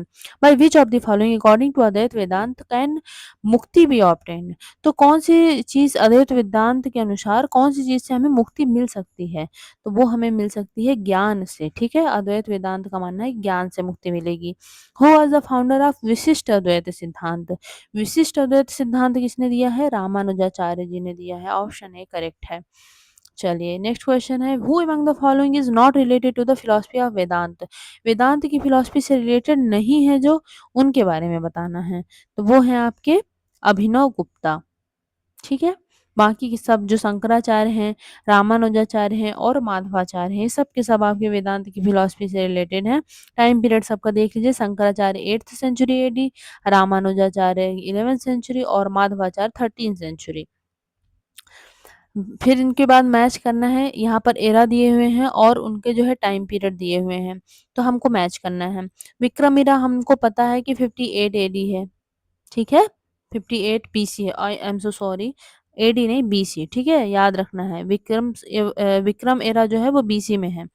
58 बीसी बिफोर कॉमन एरा। इसके बाद देखते हैं शक एरा। शक एरा तो आपका 78 एडी हो जाएगा, यहाँ पर बी आ जाएगा। इसके बाद गुप्ता एरा 319 है, यहाँ पर 320 दिया हुआ है, तो वही आपका क्लोजेस्ट है, यही सही होगा सी। और कली एरा, कली या कलयुग, ये किस कब बोलते हैं? 3102 बीसी। तो ये आपका डी का हो जाएगा। तो यानी A4, A4 and then B3, A4 B3, option D is the correct answer. चलिए नेक्स्ट क्वेश्चन देखेंगे। Consider the following statement and select the correct answer from the code given below. Vikram Samvat began in 58 BC, right. Shaka Samvat began in 78 AD, सही है। Gupta era began in 319 AD, सही है। The era of Muslim rule in India began in 1192 AD, ये भी चीज सही है। Option D आपका करेक्ट है। इसके बाद बताना है गंधैया वाज अ गंधैया क्या है? हमें ये बताना है। तो ये एक तरीके का कॉइन है, ठीक है? सिल्वर कॉइन होता था, इसको गंधैया बोलते थे। थोड़ा-सा अजीब नाम है बट है, क्या कर सकते हैं। The Badami rock inscription of Pulakeshin first is dated in the शक ईयर 465। अब यहाँ पर देखिए कैलकुलेशन करना है, मैथ अच्छी नहीं है तो कमर कस लीजिएगा। देखिए शक ईयर 465 दिया हुआ है, तो if the same were to be dated in Vikram Samvat. अब शक ईयर में 465 है तो विक्रम संवत में अगर हमें बताना है तो वो कौन सा साल होगा? अब आप लोग ये बताइए। तो शक ईरा की शुरुआत कब होती है? ये चीज पहले याद रखना है, 78 एडी। और आपका जो विक्रम संवत है ये कब है? 57 बीसी। तो सबसे पहले तो आपको यही चीज देखना है ना? मतलब ये चीज पता होना चाहिए। अब उसके बाद क्या देखेंगे? अब जैसे शक ईयर में फॉर एग्जाम्पल कि हम 80 साल की बात कर रहे हैं, ठीक है? 80 साल की बात कर रहे हैं, तो शक ईयर में हम इसको कितना बोलेंगे? आज के अकॉर्डिंग अगर कोई चीज़ 80 साल है तो शक ईयर में कितनी है? 2 साल। तो हमको आज के अकॉर्डिंग करने के लिए क्या करना पड़ेगा? उसमें 78 साल जोड़ना पड़ेगा। अब उसके साथ-साथ जो 57 बीसी है, मतलब जो पुराना और समय है, वो भी हमें जोड़ना पड़ेगा। अगर हमें बीसी में जाना है, तो 57 भी जोड़ना पड़ेगा। तो टोटल हमें कितना जोड़ना पड़ेगा? 78 प्लस 57, तो 7-8 क्या हो जाएगा आपका? 15। और 8 और 5 कितना हो जाएगा? 13। यानी हमको 135 में जोड़ना है। ठीक है? 465 में अगर आप 135 को जोड़ेंगे तो आपका आंसर कितना आएगा? आपका आंसर आएगा 600। लेकिन आप कहेंगे यहाँ पर 600 दिया नहीं है, बट 601 तो दिया है। यहाँ पर क्या होता है ना कि 57 बीसी कुछ लोग मानते हैं, 58 बीसी कुछ लोग मानते हैं। यहाँ पर 8 माना गया, इस वजह से 601 आया है। लेकिन कभी भी मेजर वेरिएशन देखने को नहीं मिलेगा 1 साल के अंतर से ज़्यादा, तो इसमें आपको बिल्कुल भी कन्फ्यूज़ होने की ज़रूरत नहीं है। बट इसकी कैलकुलेशन ऐसे की जाती है, मैंने इसलिए एक क्वेश्चन में डिटेल से एक्सप्लेन किया है, बाकी क्वेश्चन में तो फिर आप समझ ही जाएँगे। Okay, the Malava Samvat was also known as, जो मालव संवत था, उसे और क्या बोलते हैं? उसे बोलते हैं कृत संवत। आपका ऑप्शन बी। ये मालव संवत और कृत संवत हैं क्या? ये आपके विक्रम संवत ही हैं। इन्हीं को कृत संवत और मालव संवत बोलते हैं। A Chalukya inscription is dated in the year 556 of the Shak era. It is equivalent to। अब देखिए 556 है शक के अनुसार, शक एरा के अनुसार, और हमें आज के अनुसार बताना है। तो क्या करना पड़ेगा हमको इसमें? 78 ऐड करना पड़ेगा। आप फिर 556 में 78 ऐड कर दीजिए, आपका 634 आंसर आ जाएगा। ऑप्शन डी करेक्ट है। According to Puranas the prime place of Chandra Vansh ruler was, जो चंद्र वंश के रूलर थे तो उनका जो प्राइम प्लेस था वो कौन सा था? तो आई थिंक प्रतिष्ठानपुर था। सी करेक्ट होना चाहिए। जी हाँ, सी सही है। चंद्रवंश या फिर इनको सोमवंश भी बोला जाता है। ये क्षत्रिय वर्ण की डायनेस्टी थी। प्राइम प्लेस चंद्रवंश का Prayag, but after a natural calamity Dwapar Yug Chandravanshi king Samvaram establish his capital in Pratishthanpur. Present में कहाँ है ये? Jhusi Prayagraj. The capital of Maukharis, Maukhari जो थे उनकी कैपिटल क्या थी? वो थी Kannauj. Option B. Which one of the following pairs is not correctly match? इनमें से हमें बताना है कि करेक्ट नहीं है। Sarvavarman Gaya copper plate, Ishvar Varman Jaunpur stone inscription, Ishan Varman Harsha stone inscription, और जीवित गुप्ता सेकंड देवा बर्नार्क इंस्क्रिप्शन। तो आपका जो है नॉट करेक्ट बताना है, तो बाकी के 3 करेक्ट हैं। सर्ववर्मन गया कॉपर प्लेट, ये चीज सही नहीं है। आपका ए जो है ऑप्शन जो है करेक्ट हो जाएगा। ठीक है। इनका जो है क्या है? आसीरगढ़ में मिलता है सर्ववर्मन का। सिटी ऑफ बुरहानपुर मध्य प्रदेश। ठीक। चलिए, अब देखिए इतने ज़्यादा इंस्क्रिप्शन और इतने ज़्यादा हर एक चीज़ तो किसी को याद नहीं रहती है, तो अगर ऐसे क्वेश्चंस आ जाते हैं और हमें उसके बारे में कुछ भी नहीं पता है तो बिल्कुल स्किप कर देना चाहिए। From the decline of Guptas until the rise of Harshavardhana in the early 7th century, मतलब गुप्ता लोगों के राइज के बाद और हर्षवर्धन के टाइम पीरियड तक। विच of the following kingdoms were holding power in northern India?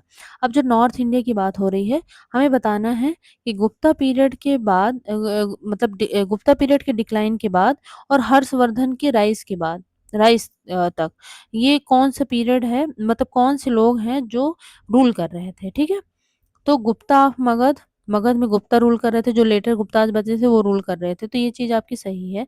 परमाराज of Malwa, Malwa में परमार रूल कर रहे थे? नहीं, इस टाइम पीरियड में ये नहीं थे। पुष्यभूतिज ऑफ थानेश्वर, थानेश्वर पुष्यभूति ये चीज़ सही है। मौखारीज ऑफ कन्नौज ये भी सही है। यादवाज ऑफ देवगिरी नहीं, और मैत्रकाज वल्लभी में मैत्रकाज थे, ये भी ठीक है। आपका 1, 3, 4, 6 ऑप्शन बी करेक्ट हो जाएगा। ठीक है, ऑप्शन बी। चलिए नेक्स्ट क्वेश्चन देखेंगे। Who laid the foundation of Vardhana dynasty? Vardhana dynasty की शुरुआत किसने की है? पुष्यभूति ने की है। ऑप्शन ए करेक्ट हो जाएगा। Information regarding time of Harsh is contained in the books of, तो हर्ष के बारे में जो है जानकारी हमको कहाँ से मिलती है? इनकी कंटेन्ड इन द बुक्स, किसकी बुक से मिलती है? तो कल्हड़ की बुक से मिलती है। कल्हड़ की बुक कौन सी है? आई Information regarding time of Harsa is contained in the books of Harisena, Kalhana, Kalidasa and none of these. तो डिटेल में इंफॉर्मेशन हमें मिलती है हर्षचरित से, जो कि बाणभट्ट ने लिखी है। ठीक है, इसके अलावा कुछ कुछ इंफॉर्मेशन हमको राजतरंगिणी कल्हड़ से मिलती है, मतलब कल्हड़ की जो बुक है राजतरंगिणी है, इसलिए ऑप्शन बी करेक्ट होगा। Who has written the Harshacharita? Harshacharita तो बाणभट्ट ने लिखी है, ऑप्शन बी करेक्ट है। The capital of Harsha's empire, Harsha के एम्पायर की कैपिटल कौन सी थी? कन्नौज थी। ऑप्शन ए करेक्ट हो जाएगा। नेक्स्ट क्वेश्चन देखेंगे। Emperor Harsha had shifted his capital from Thanesar to, Thaneshwar से वो अपनी कैपिटल को कहाँ शिफ्ट कर लेते हैं? Kannauj. Option C. Harshavardhana organise two great religious convention in Kannauj and Prayag, तो ये दो रिलीजियस कन्वेंशन मतलब असेंबली एक तरीके से ऑर्गेनाइज करते हैं, एक कन्नौज में और दूसरी प्रयाग में। ऑप्शन है the place in UP where Harshavardhana organise the Buddha mega convention, Prayag. Option B. Buddha mega convention कहाँ पे इन्होंने ऑर्गेनाइज किया था? उत्तर प्रदेश के अंदर, प्रयाग में। विच of the following rulers ruled Assam in the time of Harsha? जब हर्ष रूल कर रहे थे तो उस टाइम में असम में कौन रूल कर रहा था? हमको ये चीज बताना है। तो असम में रूल कर रहे थे भास्कर वर्मन। Option B. चलिए नेक्स्ट क्वेश्चन देखेंगे। Emperor Harsha southward march was stopped on the Narmada river, Harsh जो है साउथवर्ड डायरेक्शन में भी जाने की कोशिश कर रहे थे, पर नर्मदा नदी के बाद जो है उनको रोक लिया जा रहा था। कौन रोक रहा था? पुलकेशिन सेकंड। ठीक है, पुलकेशिन सेकंड जो थे वो चालुक्यन रूलर थे, वो हर्ष को हरा देते हैं। चलिए इसके बारे में हमें पता कहाँ से चलता है? ऐहोल इंस्क्रिप्शन से पता चलता है। Among the following rulers who had defeated Harshvardhan, तो कौन से रूलर है जिन्होंने हर्षवर्धन को हरा दिया है? पुलकेशिन सेकंड ने। Option D. The Chalukyan ruler Pulakeshin victory over Harsha was in the year, कौन से साल में हराते हैं? ये हराते हैं 618 एडी में। चलिए आगे बढ़ेंगे। मैच करना है कि किसको क्या बोला जाता है, हमको ये बताना है। तो देखिए कुशान हैं, कुशान को क्या बोला जाता है? देवपुत्र। इसके बाद देखते हैं पुलकेशिन सेकंड, दक्षिण पथेश्वर, हर्षवर्धन, हर्षवर्धन को क्या बोला गया है? हर्ष को कविराज एंड समुद्रगुप्त को सकलोत्तर पथ नाथ, मतलब सकल लोक के स्वामी। ठीक है, सकलोत्तर पथनाथ। आई थिंक यही होना चाहिए। चलिए देख लेते हैं। आपका आंसर कुशान देवपुत्र, पुलकेशिन के साथ दक्षिण पथेश्वर, हर्षवर्धन है सकलोत्तर पथनाथ, और समुद्रगुप्त है कविराज। ठीक है, आई थिंक यहाँ पर हमने अपोजिट कर दिया है समुद्रगुप्त। ठीक है, ओके। यहाँ पर हम लोग देखेंगे। चलिए अगेन देख लेते हैं। कुशांश को तो देवपुत्र ही बोलते हैं। इसके अलावा पुलकेशिन सेकंड जो है आपके दक्षिण पथेश्वर हैं। इसके बाद जो हर्षवर्धन है इनको सकलोत्तर पथनाथ बोलते हैं, और समुद्रगुप्त को कविराज बोलते हैं। ठीक है, तो इस तरीके से आपका कौन सा ऑप्शन करेक्ट हो जाएगा? ऑप्शन ए करेक्ट हो जाएगा।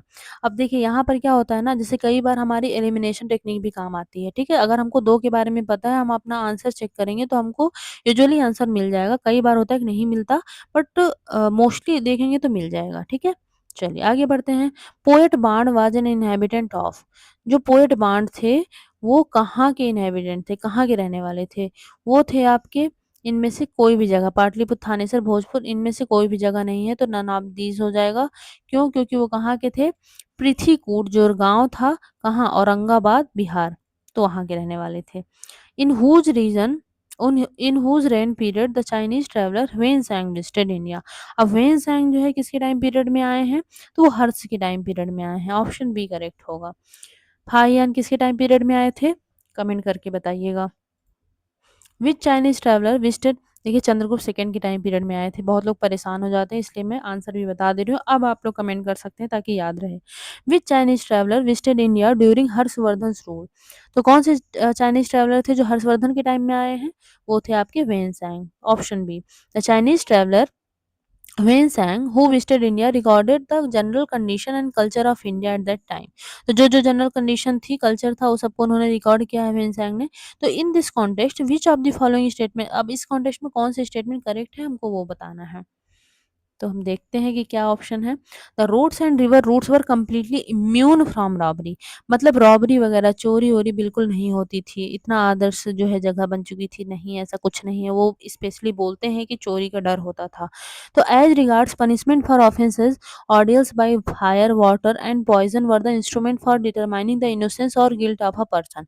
ये चीज आपकी सही है। The tradesman had to pay duties at ferries and barrier station. तो मतलब ट्रेड्समैन जो होते थे उनको ड्यूटी कुछ पे करनी पड़ती थी, बैरियर्स वगैरह जो होते थे। तो ये भी सही, चुंगी उंगी जो होता है ना, देना पड़ता था। तो 2 एंड 3 आपका बी करेक्ट हो जाएगा, option B. Who sent Wen as an emissary to the court of Harsha. Harsh की कोर्ट में कौन भेजता है उस टाइम पीरियड में? इनमें से कोई भी रूल नहीं कर रहे थे, तो आपका ऑप्शन हो जाएगा डी। ठीक है, क्यों? क्योंकि उस समय पे जो टैंग डायनेस्टी थी वो रूल कर रही थी। ताइजोंग ऑफ टैंग डायनेस्टी, राजा जो थे Taizong. During Xuanzang's tour in India most famous city for the production of cotton cloths was. तो वेनसैंग जो यहाँ पर ट्रैवल कर रहे थे उस टाइम पीरियड में, वो देखते हैं कि कॉटन का प्रोडक्शन बहुत अच्छा हो रहा है किसी पर्टिकुलर सिटी में। वो कौन सी सिटी है? वो है Mathura, option B. Next question देखते हैं। The term koshe has been used for. तो कोशे टर्म किसके लिए यूज किया गया है? सिल्क के लिए यूज किया गया है। Chinese traveller Xuanzang studied at the university. Chinese traveller Xuanzang कौन सी यूनिवर्सिटी में स्टडी करते हैं? Nalanda university, option D correct है। The major reason behind remembering Xuanzang. Xuanzang को हम क्यों याद करते हैं? क्योंकि रिस्पेक्ट फॉर हर्षा, हर्ष के रिस्पेक्ट के लिए। स्टडी इन नालंदा, की उन्होंने नालंदा में पढ़ाई कर ली है इसलिए। कि ट्रस्ट इन बुद्धा, बुद्धा में ट्रस्ट के लिए। या फिर कंपोजिशन ऑफ सीयू की, कंपोजिशन ऑफ सीयू की। ये क्या है? अरे ये इनकी बुक का नाम है, ठीक है।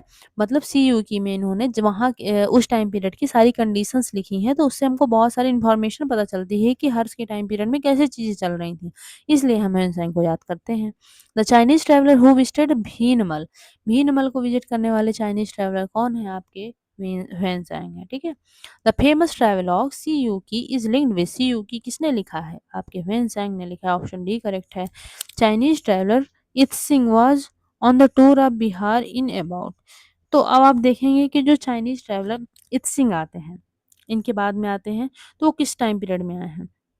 इनमें से कोई भी टाइम पीरियड में नहीं आए हैं, क्योंकि शायद वो 678 एडी के राउंड आते हैं। हम लोग देख लेते हैं, एक बार रीचेक करेंगे। 671 से 695, हाँ तो वही टाइम पीरियड है, ठीक है। इनमें से कोई सा नहीं दिया है, तो ऑप्शन डी आपका करेक्ट हो जाएगा। Which of the following phrases defines the nature of the हुंडी। तो हुंडी किसे बोलते हैं हमको यहाँ पर यही बताना है। Hundi generally referred to in the sources of post Harsha. Post Harsha period में हुंडी वर्ड मेंशन किया हुआ है, इसका क्या मतलब है? Advisory issued by the king to his subordinates, advisory है? नहीं। Diary to be maintain for daily accounts? नहीं। बिल ऑफ एक्सचेंज, हाँ ये बिल ऑफ एक्सचेंज हुआ करता था हुंडी, ठीक है, option C. Chinese writers mention India by the name of. तो इंडिया को चाइनीज राइटर क्या बोलते हैं?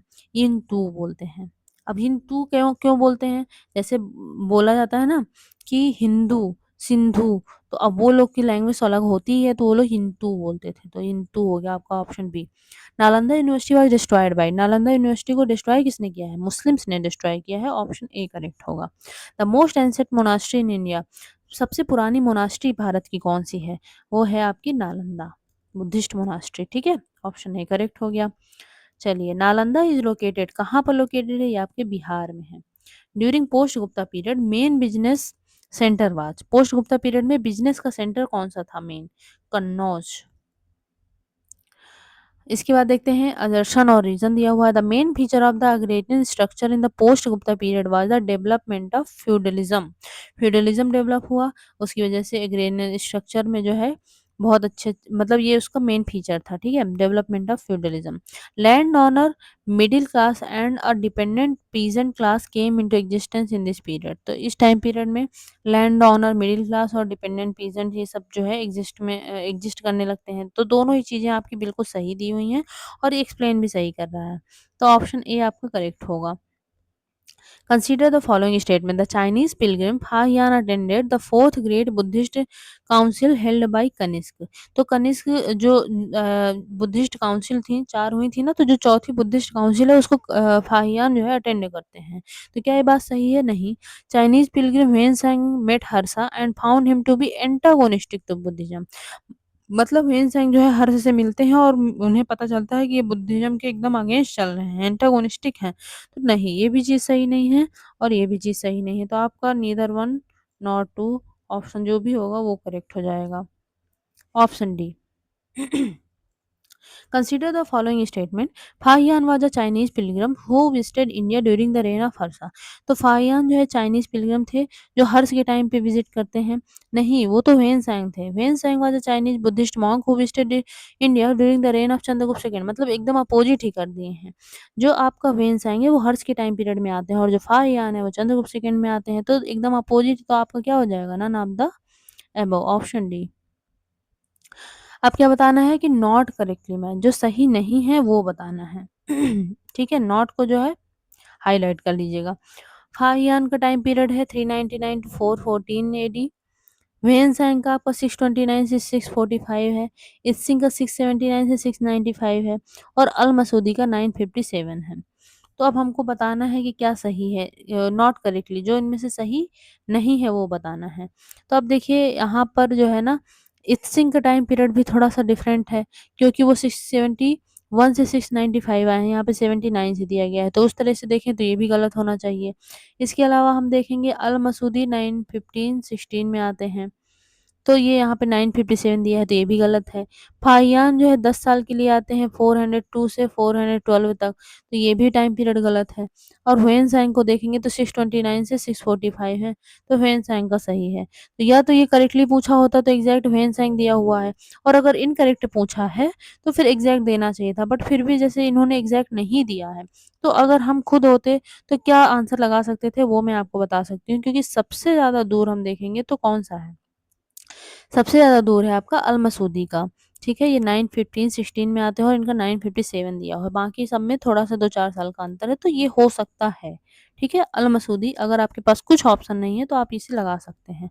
बट इसके अनुसार तो अभी इनमें से सारे के सारे गलत हैं। Consider the following foreign travellers and arrange them in ascending chronological order. अब देखिए ये आपके फॉरेन ट्रैवलर्स हैं, कौन कब आया है उसके अकॉर्डिंग हमें असेंडिंग ऑर्डर में बताना है। मतलब पहले जो सबसे पहले आया है वो, फिर सबसे बाद में आया है उसको बाद में बताना है। तो चलिए देखते हैं। इत्सिंग है, अल बरूनी, वेन-सैंग और फाहियान। तो सबसे पहले तो आप जानते ही हैं कि कौन आया है? फाहियान आए हैं। तो सबसे पहले आपके फाहियान हो जाएँगे। फाहियान के बाद आपके आए हैं वेन-सैंग, वेन-सैंग के बाद आए हैं इत्सिंग और इत्सिंग के बाद आए हैं अल बरूनी। तो क्या हो जाएगा? 4, 3, 1, 2, आपका बी ऑप्शन बिल्कुल करेक्ट हो जाएगा। चलिए आगे बढ़ते हैं और नेक्स्ट क्वेश्चन देखते हैं। Consider the following statement and select the correct answer using the codes given below. The Sun Temple of Multan is mentioned by Huen Sang, Abu Zaid, Al Masudi and Al Biruni. जो मुल्तान का सन temple है तो ह्वेन सैंग, Abu Zaid, Al Masoodi, अल बरूनी सबने mention किया है। The pilgrimage to Sambapur was associated with sun worship. जो सांबापुर में pilgrimage था वो सन वर्शिप से रिलेटेड है। तो कौन-कौन सा जो है सही है, करेक्ट ऑप्शन वो हमको बताना है। तो दोनों ही करेक्ट हैं आपके, तो ऑप्शन सी इसका करेक्ट आंसर हो जाएगा। With reference to Indian history which of the following are the essential element of the feudal system. जो फ्यूडल सिस्टम है उसके एसेंशियल एलिमेंट्स कौन से हैं वो बताना है। Very strong centralised political authority and a very weak provincial और लोकल पॉलिटिकल अथॉरिटी। मतलब बहुत ही सेंट्रलाइज्ड अगर पॉलिटिकल अथॉरिटी होगी तो क्या फ्यूडल सिस्टम सर्वाइव कर पाएगा?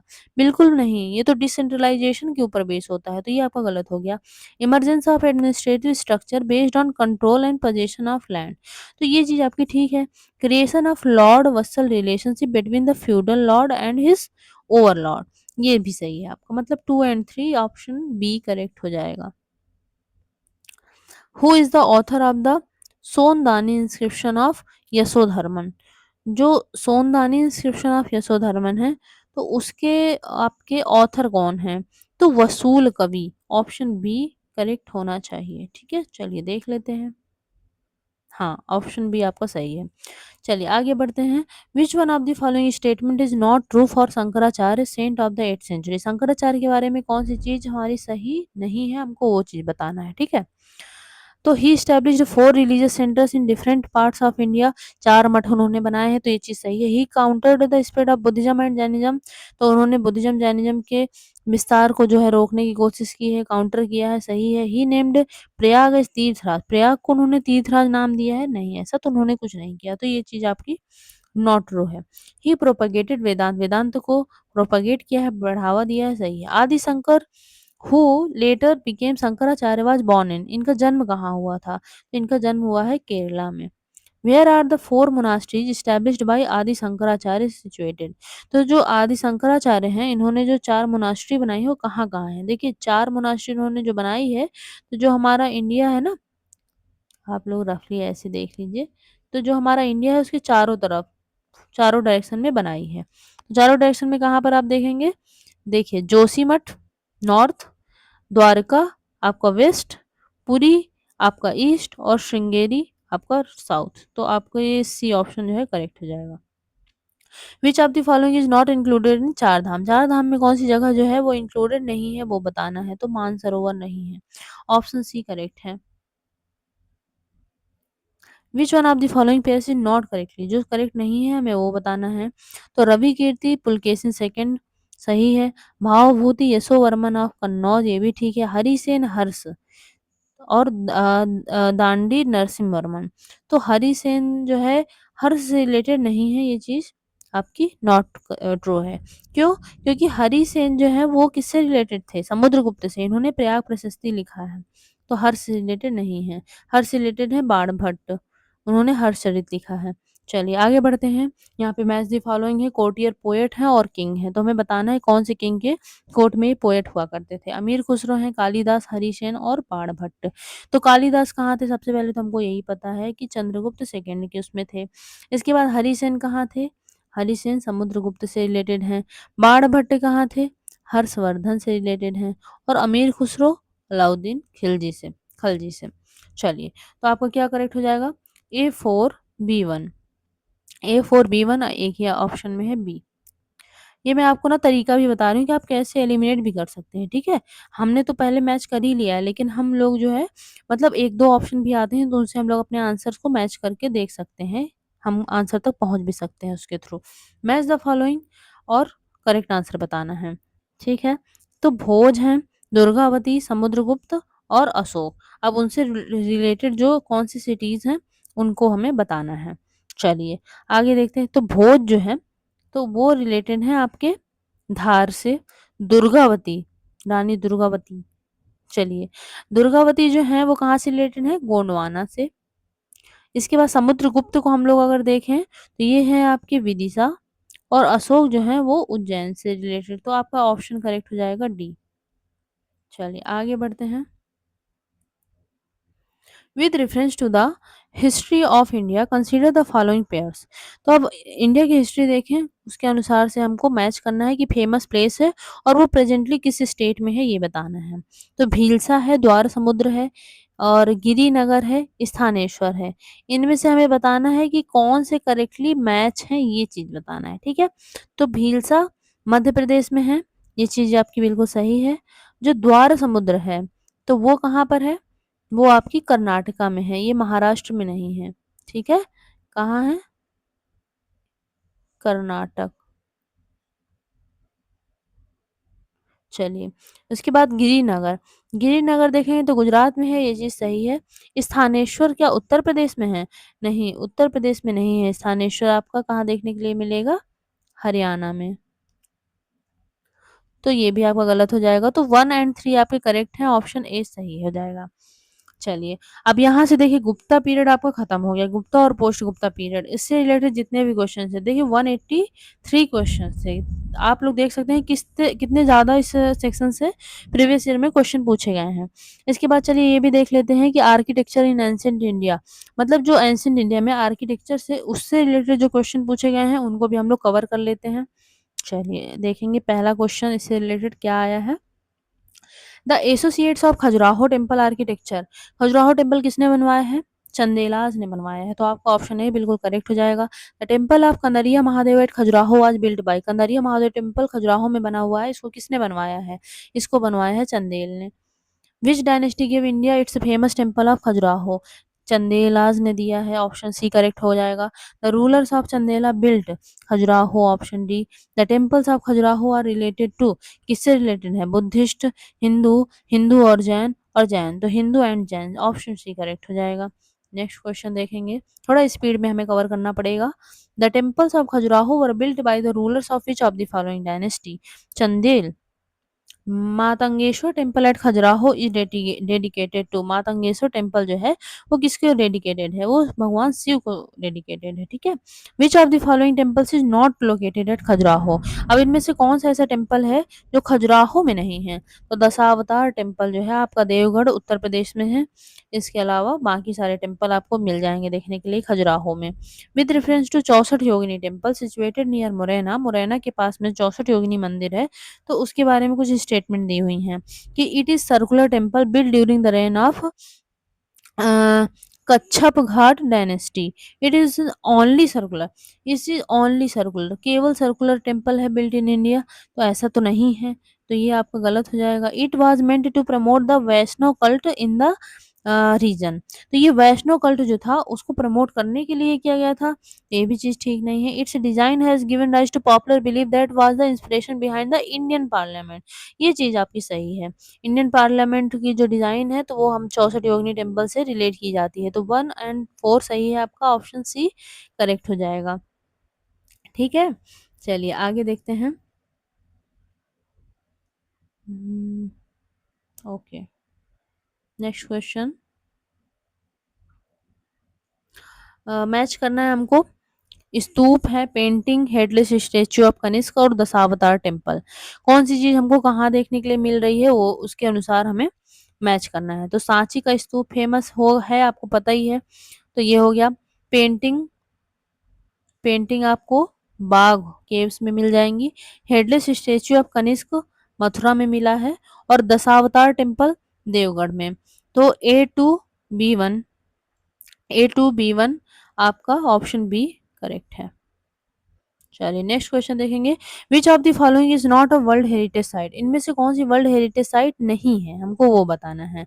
तो खजुराहो है, भीमबेटका भी है, सांची स्तूप है, और मांडू फोर्ट नहीं है, ऑप्शन डी करेक्ट हो जाएगा। Which of the following statement about temple architecture are true, जो इंडिया में टेम्पल आर्किटेक्चर डेवलप हुआ है तो उसके बारे में चीजें दी हुई है, हमें बताना है कौन सा सही है। The free standing mortar and stone temples are suppose to have originated in the Gupta period, जो फ्री स्टैंडिंग टेम्पल्स हैं तो ऐसा कहा जाता है कि गुप्ता पीरियड में ओरिजिनेट हुए हैं बनना। फिर उसके बाद देखते हैं Lad Khan which is one of the earliest temples belong to Chalukyas of Badami, तो जो लार्ड खान टेम्पल है वो बादामी के जो चालुक्य हैं उनसे बिलोंग करता है। Khajuraho temples all the compartments of the temple are connected internally and externally, तो खजुराहो के जो टेम्पल है उनके सारे कंपार्टमेंट्स इंटरनली और एक्सटर्नली कनेक्टेड हैं आपस में। Kailashnath temple at Kanchi is the earliest free standing temple of Dravida style, तो जो कैलाशनाथ टेम्पल आपको देखने के लिए मिलता है कांची में, तो वो अर्लीस्ट सबसे पहले फ्री स्टैंडिंग टेम्पल है द्राविड़ स्टाइल में, ठीक है। ये स्टाइल होती है टेम्पल आर्किटेक्चर की, तो ये चीज हो गई आपकी। तो इनमें से हमें बताना है कि कौन सा ऑप्शन करेक्ट है, एक बार इसको चेक कर लेते हैं। Option D, free standing temples are suppose to have originated in the Gupta period, Gupta period में ही इनका माना जाता है कि ओरिजिनेट हुए हैं, ठीक है। Lad Khan which is one of the earliest temple belong to Chalukyas of Badami, ये भी चीज आपकी ठीक है। खजुराहो टेम्पल में तो कनेक्ट है ही, वो चीज तो है ही सही। और बिल्ड कैलाशनाथ टेम्पल पल्लव ने बनवाए थे, द्राविड़ स्टाइल का एग्जाम्पल है, ठीक है। चलिए ओके, डी ऑप्शन आपका करेक्ट होगा, 1, 2 एंड 3। इनके कहने का मतलब है कि ये आपका अर्लीस्ट फ्री स्टैंडिंग टेम्पल नहीं है। इसके अलावा जो है बाकी हम देखेंगे तो ये गुप्ता पीरियड में ही शुरुआत होती है और लार्ड खान जो है earliest temples belong to Chalukyas of Badami, मतलब अर्लीस्ट टेम्पल है जो बादामी के चालुक्याज से रिलेट करता है।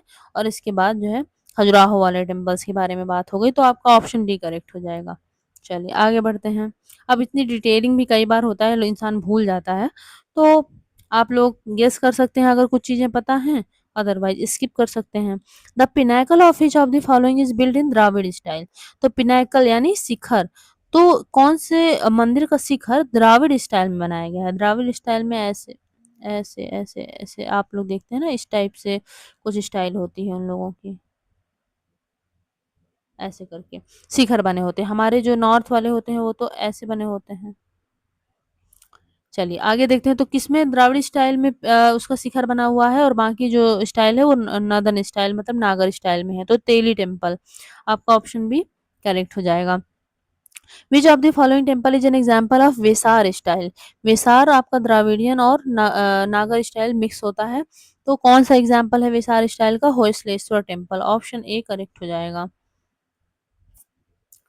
आगे देखते हैं कि विच centre consist of more than 100 Buddha caves. ऐसा कौन सा सेंटर है जहाँ 100 से भी ज्यादा बुद्धिस्ट केव हैं? तो वो है कन्हेरी में आपके। ठीक है, चलिए आगे देखते हैं। Next question, Jain temple of Abu is made of. Abu यानी माउंट आबू की बात हो रही है, तो किस चीज का बना हुआ है? ये मार्बल का बना है, ऑप्शन डी करेक्ट होगा। Palitana temple is located near mount, sorry Palitana की बात हो रही है। पालीटन टेम्पल कहाँ लोकेटेड है आपका? भावनगर के पास में। ठीक है, भावनगर गुजरात में। The Elephanta caves were mainly sculptured for which of the following devotees. जो एलिफेंटा की केव्स थी वो किसके लिए, कौन से डिवोटीज के लिए डिजाइन की गई थी, बनाई गई थी मतलब? तो ये सैव, जो सैव डिवोटीज थे उनके लिए एलिफेंटा केव्स। ठीक है, the ancient monuments of Elephanta are mostly Shaivite होंगी, और इसके साथ साथ आप लोग देखेंगे कि बुद्धिस्ट भी हैं, तो 1 और 3 आपका सही हो जाएगा। Famous cave temples of Elephanta are ascribed to. तो ये जो एलिफेंटा की केव्स हैं, तो ये बनवाई किसने हैं? ये हैं आपके राष्ट्रकूटाज, ऑप्शन डी करेक्ट होना चाहिए। ठीक है, ऑप्शन डी देख लेते हैं, रीचेक कर लेते हैं। हाँ, to which period do the sites of Ellora and Elephanta belong. तो किसके पीरियड से बिलोंग करते हैं एलोरा और एलिफेंटा? ये राष्ट्रकूटाज से बिलोंग करते हैं। Which of the following caves is famous for Trimurti. हमको त्रिमूर्ति कहाँ मिलती है? जो भगवान शिव की त्रिमूर्ति वाली इमेज है वो कहाँ हमें देखने के लिए मिलती है? ये मिलती है Elephanta caves. There are only two known examples of cave paintings of the Gupta period in ancient India. One of these is painting of Ajanta. Where is the other surviving example of Gupta painting? तो Gupta painting एक तो हमें Ajanta caves मिलती है और दूसरे कहाँ देखने को मिलती है? तो ये मिलती है हमारी बाग केव्स में। ठीक है, Gupta paintings. The rock cut caves in western India are located in. जो रॉक कट केव्स हैं वेस्टर्न इंडिया में, वो कहाँ पर लोकेटेड है हमें बताना है। तो नासिक, एलोरा, अजंता, ये आपका बिल्कुल सही आंसर है। Which of the following places is famous for Buddhist cave temple. Buddhist cave temple के लिए कौन सी फेमस जगह है? ये है आपकी अजंता बुद्धिस्ट केव टेम्पल। ठीक है, एलोरा में आप लोग देखेंगे तो सब तरह की मिल जाएंगे सभी रिलीजन के लिए। एलोरा केव्स वर बिल्ट बाय, एलोरा केव्स को बनवाया किसने था? राष्ट्रकूटाज ने बनवाया था। इसके बाद देखते हैं कि with reference to the history of Indian rock cut architecture consider the following statement. तो इंडियन रॉक कट आर्किटेक्चर जो था, तो उसके अनुसार हम कुछ स्टेटमेंट दी हुई हैं, उनमें देखना है और बताना है कि कौन सी चीजें करेक्ट हैं। The caves at Badami are the oldest surviving rock cut caves in India. जो बादामी की केव्स हैं वो सबसे पुरानी सर्वाइविंग रॉक कट केव्स हैं। तो क्या ये बात सही है? नहीं, ये बात सही नहीं है। क्यों? क्योंकि भीमबेटका केव्स हैं सबसे पुरानी, तो ये चीज आपकी गलत है। The बराबर के rock cut caves were originally made for आजीविकाज by Emperor Chandragupta Maurya. तो बराबर रॉक कट केव्स जो थी वो ओरिजिनली आजीविका के लिए बनाई गई थी, किसके द्वारा? चंद्रगुप्त मौर्य के द्वारा। और इसके अलावा क्या है? Ellora, at Ellora caves were made for different phase. तो एलोरा में जो है अलग अलग रिलीजन के लिए केव्स बनाई गई हैं, तो ये चीज तो आपकी बिल्कुल सही है। तो ये क्या हो जाएगा? ऑप्शन 3 आपका करेक्ट हो जाएगा। ठीक है, तो इनमें से करेक्ट बताना है, ऑप्शन सी करेक्ट होगा। जो बराबर केव्स हैं तो वो आजीविका के लिए तो बनी है, ये चीज़ आपकी ठीक है, लेकिन चंद्रगुप्त मौर्य ने नहीं बनवाई हैं। ये किसने बनवाया है? अशोक ने बनवाया है। Ellora cave temples are related to, Ellora किससे रिलेटेड है? Hinduism, Buddhism, Jainism. तो आप उसका तीनों हो जाएगा, ठीक है। एलोरा में तीनों है, अजंता बुद्धिस्ट, याद रखना है। चलिए अगला क्वेश्चन देखेंगे। The caves and rock temples at Ellora represent only Buddhist, Buddhist Jain, या फिर तीनों? तीनों, हिंदू, बुद्धिस्ट और Jain. Buddhist, Hindu, Jain rock cut caves coexist, Ellora में को एग्जिस्ट करते हैं। Option C. Which of the following temples is an example of rock cut architecture? तो कौन सा टेम्पल रॉक कट आर्किटेक्चर का उदाहरण है? तो ये है आपका कैलाश टेम्पल, ठीक है। रॉक कट आर्किटेक्चर का बहुत ही ब्यूटीफुल एग्जाम्पल है, एलोरा में आपको देखने के लिए मिलेगा, ठीक है। राष्ट्रकूट रूलर कृष्ण फर्स्ट ने बनवाया था, द्राविडियन स्टाइल में बना हुआ है। ये सब याद करना है, कुछ कुछ टेम्पल्स, कुछ कुछ जगह इतनी इंपॉर्टेंट है, उनके बारे में हमें चीजें याद करना ही पड़ता है। Among the cave temples where is the famous Kailash temple located? Kailash temple in the caves of Ellora. Option B correct हो जाएगा। Which of the following temples is considered as a wonder of rock cut architecture? Wonder of rock cut architecture, ठीक है, Kailash temple Ellora. इसके बाद देखते हैं which dynasty constructed the Ellora Kailash temple? कौन सी डायनेस्टी? राष्ट्रकूट कृष्ण फर्स्ट ने। Option A. The Kailash temple of Ellora was built bye, किसने बनवाया है? राष्ट्रकूटास कृष्ण फर्स्ट ने। Which among the following Rashtrakuta ruler built the Kailash temple of Ellora? Krishna first.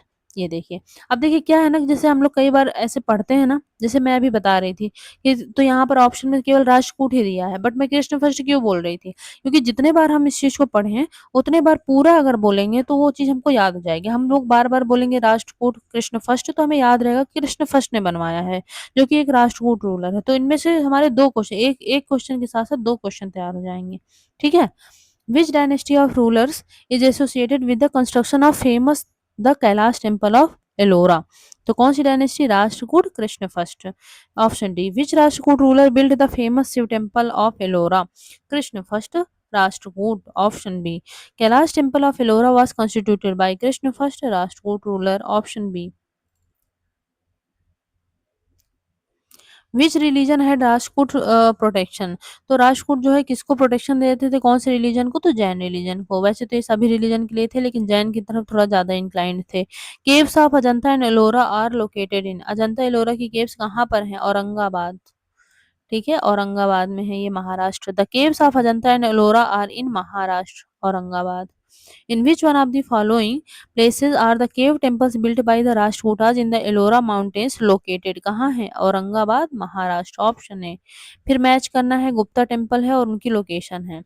तो ब्रिक बिल्ट टेम्पल, जो ईंटों से बना हुआ टेम्पल है, वो कहाँ है? फिर दशावतार टेम्पल, शिव टेम्पल और विष्णु टेम्पल। अब हमको इनका मैच करना है, तो देखेंगे कि हम लोग जो हमारा दशावतार टेम्पल है वो देवगढ़ में है, ये तो हमको पता ही है। तो बी का 2, क्या इससे हमारा काम बन रहा है? हम ये चीज चेक कर लेते हैं। अब देखिए बी का 2 जो है दो ऑप्शन में दिया हुआ है, तो इससे तो हमारा काम बन नहीं रहा है। अब हमको दूसरा देखना पड़ेगा। चलिए, अब जो ब्रिक बिल्ट टेम्पल है ये आप लोग देखेंगे भीतर गांव, ठीक है, ये भीतर गांव में है ब्रिक बिल्ट टेम्पल। तो आपका ए का 3 हो जाएगा और बी का 2, A3B2, A3B2, ये आपका एक ही ऑप्शन में है, ऑप्शन बी यहीं से करेक्ट हो जाएगा। अब हम इसके एक्सप्लेनेशन भी देख लेते हैं। ब्रिक बिल्ट तो भीतर गांव में है, दशावतार देवगढ़, शिव टेम्पल भूमारा, शिव टेम्पल भूमारा में है, और विष्णु टेम्पल ईरान में, Madhya Pradesh, Vishnu temple Eran Madhya Pradesh. The temple of Deogarh near Jhansi and the sculptures in the temple at Garhwa near Allahabad are the important remains of, ये किसके रिमेन्स हैं? ये आपके गुप्ता आर्ट के रिमेन है, ठीक है, Gupta remains. The temple at Devgarh near Jhansi and the sculptures in the temple at Garhwa near Allahabad are important remains of Gupta art. Same question, एकदम सेम क्वेश्चन है, और ये बीपीएससी में ही रिपीट हुआ है। देखिए 2022 में पूछा गया, ये 24 में, 2 साल के अंदर रिपीट हो गया। With reference to the temple of Bhitargaon, Kanpur, Uttar Pradesh, which of the following statement are correct? This temple was constructed during the 5th century AD to 6th century AD, मतलब 5th से 6th सेंचुरी एडी के बीच में बनाया गया है। It is one of the oldest brick temple of India, oldest brick temple है, हाँ ये है। तो ये अभी हमने पढ़ा भी है, ऑप्शन सी इसका करेक्ट हो जाएगा दोनों। चलिए नेक्स्ट क्वेश्चन है, the art of Ajanta was mainly patronised by, जो अजंता की आर्ट थी इसको किसने पैट्रोनाइज किया है मेनली, तो वक्टक रूलर्स जो थे वो पैट्रोनाइज करते हैं, ऑप्शन सी करेक्ट हो जाएगा। Ajanta caves are linked with, Ajanta caves किससे रिलेटेड है आपके रामायण महाभारत जातक जातक स्टोरीज, जातक स्टोरी किससे रिलेटेड है, बुद्धिज्म से, याद रखना है। चलिए आगे बढ़ेंगे, विच one of the following statement is correct, कौन सा करेक्ट है वो बताना है। Ajanta caves lie in the gorge of Waghora river, तो ये चीज आपकी सही है कि ये वाघोरा रिवर की गॉर्ज में लाई करता है। इसके अलावा Sanchi stupa gorge of Chambal river, Pandulena cave shrines lie in the gorge of Narmada river, और Amaravati gorge of Godavari river. तो ये तीनों चीजें आपकी गलत हैं। क्यों गलत है, क्योंकि आप लोग देखेंगे कि जो सांची स्तूप है वो कहाँ पर है, बेतवा जो नदी है उसके वेस्ट में मध्य प्रदेश में ये आपको देखने के लिए मिलेगा, ठीक है। इसके अलावा जो पांडुलेना है तो ये नासिक आपको महाराष्ट्र में देखने के लिए मिलेगी, नर्मदा रिवर के पास नहीं, ये गोदावरी रिवर के पास है। और अमरावती स्तूप जो है वो आपका कहाँ पर है, ये आप लोग देखेंगे पालनाडु डिस्ट्रिक्ट आंध्र प्रदेश में है, कृष्णा रिवर के पास में। तो इस तरीके से आपके तीन ऑप्शन गलत हैं, पहला जो है सही है। अजंता केव्स हिस्टोरिकल प्लेसेस हैं, अजंता केव्स, लेपाक्षी टेम्पल और सांची स्तूप। तो अब हमें बताना है कि which of the above places are also known for mural painting. Mural paintings क्या होती हैं, म्यूरल पेंटिंग्स कहते हैं जो दीवारों की पेंटिंग्स होती है ना, उन्हीं को बोला जाता है, दीवारों पर जो पेंटिंग बनाई जाती है उन्हें म्यूरल पेंटिंग्स बोलते हैं। तो कौन सी जगह है जो म्यूरल पेंटिंग के लिए फेमस है, तो अजंता केव्स और लेपाक्षी टेम्पल, ये दोनों में म्यूरल पेंटिंग्स हैं, लेकिन सांची स्तूप में स्कल्पचर्स के लिए फेमस है, तो यहाँ पर नहीं। तो ये आपका हो जाएगा 1 and 2 B option correct. Buddhist caves are not situated in which of the following places, जो बुद्धिस्ट केव्स हैं तो कहाँ पर नहीं मिलेंगी देखने के लिए, तो अजंता में तो है ही, लेकिन बाग में भी है, सांची और बुलसर दोनों जगह नहीं है, सी और डी इसका करेक्ट हो जाएगा। Consider the following statement related to the folk paintings of India, folk paintings के बारे में दिया हुआ है। स्टेटमेंट फर्स्ट है, themes of Pattachitra painting are inspired from Jagannath and Vaishnav cult, तो जो पट्टचित्र पेंटिंग है इंस्पायर है जगन्नाथ और वैष्णव कल्ट से। इसके बाद देखते हैं मंजूसा पेंटिंग जो है, Manjusha painting are executed on the boxes of jute and paper. इसके बाद क्या है, Pithora paintings are made by some tribal communities of Gujarat and Madhya Pradesh. जो पिथौरा पेंटिंग है तो गुजरात और मध्य प्रदेश के जो ट्राइबल कम्युनिटीज हैं तो उनके द्वारा बनाई जाती है। तो इसका कौन सा हमारा करेक्ट हो जाएगा, तो इसमें हम लोग देखते हैं कि ठीक है, ये जो तीनों स्टेटमेंट है ये बिल्कुल करेक्ट है, और यहाँ पर देखिए दिया हुआ है all the 4 statements are correct, तो 4 स्टेटमेंट तो है ही नहीं, तीनों हैं, 3 सही हैं। तो ऐसा कोई ऑप्शन नहीं दिया हुआ है, बट आपको याद रखना है कि तीनों ये चीज़ें सही हैं। चलिए आगे बढ़ेंगे।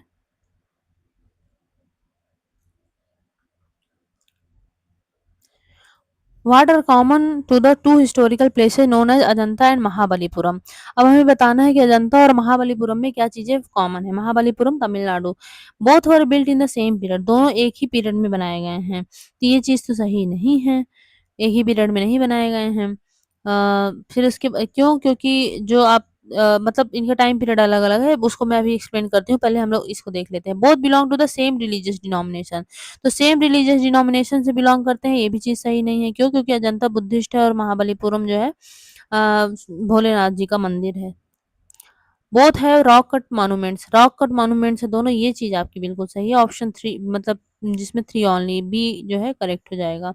महाबलीपुरम आपका तमिलनाडु में है, और महाबलीपुरम को 7 to 10 सेंचुरी में बनाया गया है, पल्लव डायनेस्टी ने बनाया है, जबकि अजंता कब बनाया गया है, 2nd century BC to 7th century AD. ठीक है, तो ये टाइम पीरियड में इनके डिफरेंस हो गया, पहले अजंता बनाया गया है, बाद में महाबलीपुरम। इसके अलावा हम क्या देखेंगे कि जो अजंता और महाबलीपुरम रॉक कट मॉन्यूमेंट है, ये चीज तो सही है, और इसके अलावा महाबलीपुरम जो है वो शिव या फिर विष्णु के लिए डेडिकेटेड है, जबकि अजंता बुद्धिस्ट के टेम्पल है। अब देखते हैं हम लोग, मैच करना है हम्पी, नागार्जुन कोंडा, शिशुपालगढ़ और अरिका मेडू, और ये कौन से स्टेट में है हमें ये बताना है। तो देखिए हम्पी जो है कर्नाटका में है, ये चीज हम लोग जानते हैं। नागार्जुन कोंडा हमारा आपका आंध्र प्रदेश में है, ये भी हमें पता है। अरिका मेडू पुडुचेरी शिशुपालगढ़ कहाँ गया, उड़ीसा, उड़ीसा। तो आपका ऑप्शन ए करेक्ट हो जाएगा। ठीक है, ए। चलिए नेक्स्ट क्वेश्चन है, who build the Konark sun temple. अब कोणार्क सन टेम्पल किसने बनवाया था? क्या नरसिंह वर्मन ने बनवाया था?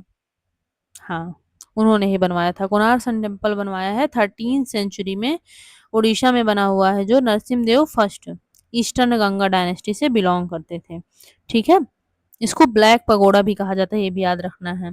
कोणार्क सन टेम्पल को ब्लैक पगोड़ा कहा जाता है और जगन्नाथ टेम्पल जो पुरी में है उसको व्हाइट पगोड़ा कहा जाता है। Which among these is known as black pagoda? Konark sun temple को ब्लैक पगोड़ा कहते हैं। Where is black pagoda? ये आपका कोणार्क में है, उड़ीसा में। Which one of the following is a sun temple? Konark temple sun temple है। The sun temple of Modhera lies in which state? Modhera का जो सन टेम्पल है वो आपका गुजरात में देखने को मिलेगा, option B. Which one of the following sun temple is located in Patan Gujarat? ये आपका मोधेरा का, option A. Lingaraj temple is located at? Lingaraj temple आपको भुवनेश्वर, उड़ीसा में भुवनेश्वर में देखने को मिलेगा, ऑप्शन ए करेक्ट हो जाएगा। नेक्स्ट क्वेश्चन देखेंगे, which among the following is the largest and the tallest surviving temple in Orissa? Largest और टॉलेस्ट जो टेम्पल है, सर्वाइविंग टेम्पल उड़ीसा का, वो कौन सा है? वो है आपका Lingaraj temple. Jagannath temple is located in state of Odisha, option B. The temple of Bhubaneswar and Puri was built in? कौन सी स्टाइल में बनाया गया है इन्हें? नागर स्टाइल में बनाया गया है। ठीक है, the idols of lord Jagannath, Subhadra and Balabhadra in sanctum sanctorum यानी गर्भगृह, sanctum sanctorum at Jagannathpuri temple are made up of? किसके बने हैं ये? लॉर्ड जगन्नाथ जो है, सुभद्रा जी हैं, बलभद्र जी हैं, ये किसके बने होते हैं? ये वुड लकड़ी के बने हुए हैं। Angkor Wat Vishnu temple is located in? Angkor Wat कहाँ पर लोकेटेड है आपका? कंबोडिया में, ऑप्शन सी करेक्ट होगा। ठीक है, कंबोडिया को कंपूचिया भी बोलते हैं। In which country is the Angkor Wat temple complex located? Cambodia, Kampuchea, option D. The initial design and construction of which massive temple took place during the reign of Suryavarman second? Suryavarman second के time period में कौन सा temple बना है? तो ये बना है आपका अंकोर वाट टेम्पल। ठीक है, where is Borobudur stupa situated? तो बोरोबुदुर स्तूप आप कहाँ देखने के मिलेगा? Java, Indonesia. Gopuram the temples of Dravidian style stands for? तो हमें बहुत ही सुंदर हमको गेटवेज देखने के लिए मिलते हैं द्राविडियन स्टाइल के जो टेम्पल हैं। हम लोग अभी सर्च करेंगे ना तो सबसे पहले हमको गोपुरम ही दिखाई देता है। हम लोग तो पहले उसको उसी को मंदिर समझते थे कि वही टेम्पल है। तो इतने सुंदर ये बने होते हैं। अगर आप लोग को देखना है, आप लोग गूगल में जरूर सर्च कीजिएगा, गोपुरम बहुत सुंदर बनाए जाते हैं। तो ये होते क्या है? ये गेटवेज होते हैं, सेंचुरी पेंटिंग्स, पिनाकल या ornamental and multi storey structure upon the gateway, option D correct है। चलिए नेक्स्ट क्वेश्चन देखेंगे, rock cut temples of Mahabalipuram were build by? जो रॉक कट टेम्पल है महाबलीपुरम में, ये बनवाया किसने है? ये पल्लवाज ने बनवाया है। ठीक है, अब इसके बाद देखेंगे, the Rath temples at Mahabalipuram were built by? Rath temple Mahabalipuram में किसने बनवाए हैं? पल्लवाज ने बनवाए हैं। The seven Rath temple at Mahabalipuram was built by? जो सेवन रथ टेम्पल हैं वो किसने बनवाया है? नरसिंह वर्मन ने बनवाया है, पल्लव डायनेस्टी के। ठीक है, Narasimha Varman first. Who constructed the Rath temple at Mahabalipuram? Narasimha Varman first, Pallava dynasty. Who among the following was responsible for the creation of Rath monuments at Mahamallapuram? Mahamallapuram Mahabalipuram को ही बोला जाता है, तो Pallavas, Narasimha Varman first. Which of the following Rath temple is the smallest? जो रथ टेम्पल बने हुए हैं महाबलीपुरम में, उसमें सबसे छोटा कौन सा है? वो है द्रौपदी रथ, सबसे छोटा बना हुआ है, option A. In which style is the Kailash नाथा टेम्पल ऑफ कांची बिल्ट? कौन सी स्टाइल में कैलाश नाथा टेम्पल बनाया गया है? राजसिम्हा स्टाइल में। ठीक है, ये हमको कांचीपुरम तमिलनाडु में देखने के लिए मिलता है। पल्लव किंग नरसिंह वर्मन सेकेंड के द्वारा बनवाया गया है। पल्लव किंग नरसिंह वर्मन सेकेंड, कैलाश नाथा टेम्पल। ठीक है, राजसिम्हा आर्किटेक्चरल स्टाइल में बनाया गया है। इंट्रिकेट कार्विंग्स हैं, लार्ज गोपुरम्स हैं और stone sculptures with fine detailing and artistic beauty. ये लॉर्ड शिवा के टेम्पल हैं। Arrange following in chronological order? हमें इन्हें क्रोनोलॉजिकल ऑर्डर में बताना है, कौन सा पहले बना कौन सा बाद में बना।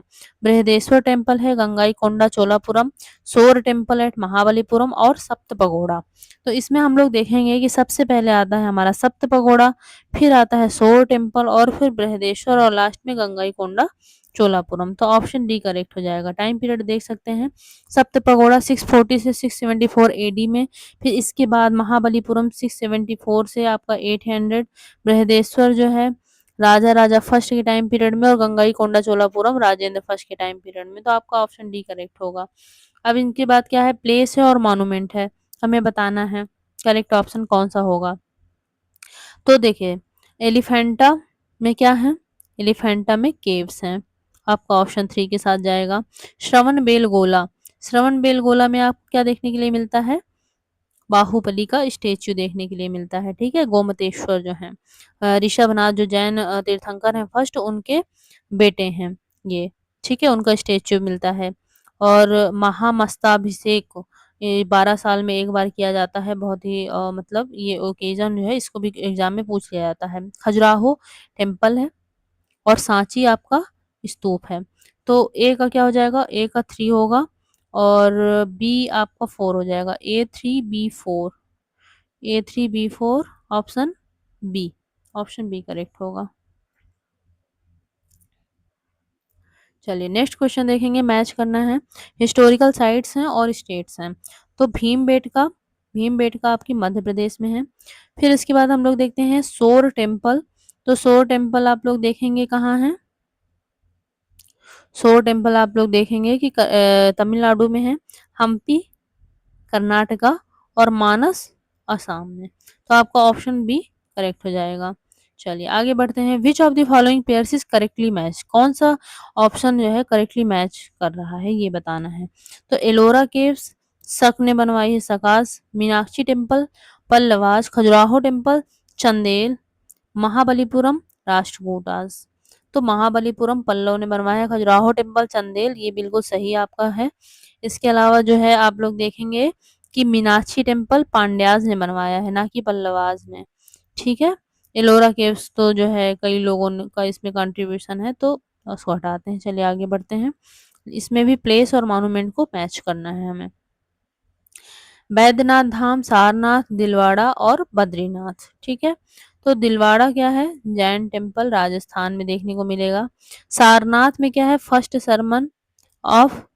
Sarman place of Buddha.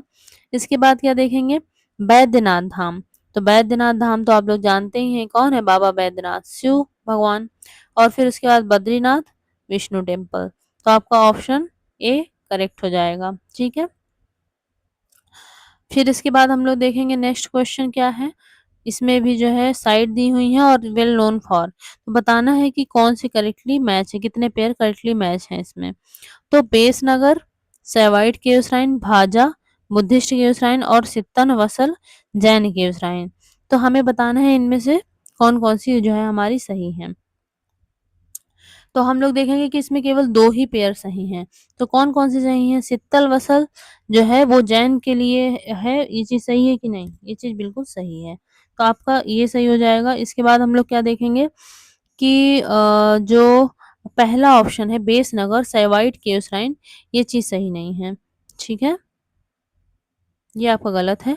भाजा जो है बुद्धिस्ट केव श्राइन, ये चीज़ ठीक है। आपके 2 ऑप्शन करेक्ट हो जाएँगे। इसमें देख लेते हैं डिटेल में। Evidence related Bhagavata religion is available from Besnagar. ठीक है, बेसनगर जो है ना, ये सेवाइट लिखा हुआ है, ये भागवत, भागवत यानी विष्णु भगवान। तो the Garuda pillar was established here by the Greek ambassador Heliodorus. Bhaja जो है बुद्धिस्ट आर्किटेक्चर के लिए फेमस है, और बाकी आपका सित्तन वसल में तो जैनिज्म है ही। ठीक है, यहाँ पर केव टेम्पल बनाया गया है पल्लव किंग महेंद्र वर्मन के द्वारा। अब यहाँ पर देखते हैं सन टेम्पल, लिंगराज टेम्पल, हवा महल, स्टैच्यू ऑफ गोमतेश्वर और जगह दी हुई है। अब हमें इसको भी मैच करना है। तो सन टेम्पल कहाँ है, कोणार्क में है। लिंगराज टेम्पल कहाँ है, भुवनेश्वर में है। हवा महल अगर हम देखेंगे तो वो जयपुर में है, और स्टैच्यू ऑफ गोमतेश्वर कर्नाटका में है। तो ऐसे आपका आंसर कौन सा सही हो जाएगा, ए। आगे बढ़ते हैं और नेक्स्ट क्वेश्चन देखते हैं।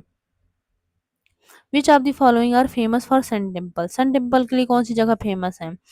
तो अरासवल्ली अमरकंटक और ओमकारेश्वर।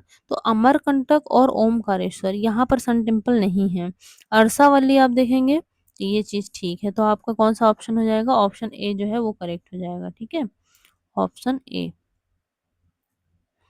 अमरकंटक के पास से नर्मदा नदी आपकी निकलती है और क्या है ऑप्शन में ओमकारेश्वर, वहाँ पर आपके ओमकारेश्वर भगवान शिव का मंदिर है, ठीक है? चलिए आगे बढ़ते हैं और इसको मैच करना है नालंदा, सारनाथ, सांची, कोणार्क। तो कोणार्क आपका क्या है? सन टेम्पल, सांची में क्या है आपका? स्तूप, सारनाथ में आपका अशोक पिलर और नालंदा क्या है? यूनिवर्सिटी। A2B1, A2B1, ठीक है, ऑप्शन बी आपका करेक्ट हो जाएगा। चलिए आगे बढ़ते हैं। Between which of the following was the ancient town of Takshashila? Takshashila किसके बीच में लोकेटेड है हमको ये बताना है। तो इंडस और झेलम के बीच में तक्षशिला लोकेटेड है। Sonagiri the highest among 103 Jain temples lies in the proximity of, किसके प्रॉक्सिमिटी में ये है सोनागिरी, जहाँ पर 103 से भी ज्यादा टेम्पल्स हैं।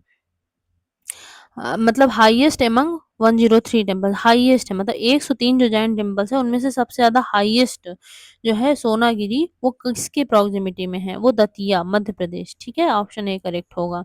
The historical Digambar Jain temple of Sonagiri is in Madhya Pradesh, Datia district के पास, ठीक है। Dilwara Jain temple is situated, Dilwara Jain temple mount Abu, Rajasthan. Dilwara Jain temple is in Aravalli mountain, mount Abu, option A. Where is the Dilwara Jain temple located? Rajasthan, option C. Where is the famous Virupaksha temple? Virupaksha temple आपको कहाँ देखने के लिए मिलेगा? हम्पी में, ठीक है, लॉर्ड शिवा का टेम्पल है ये। अगला देखते हैं।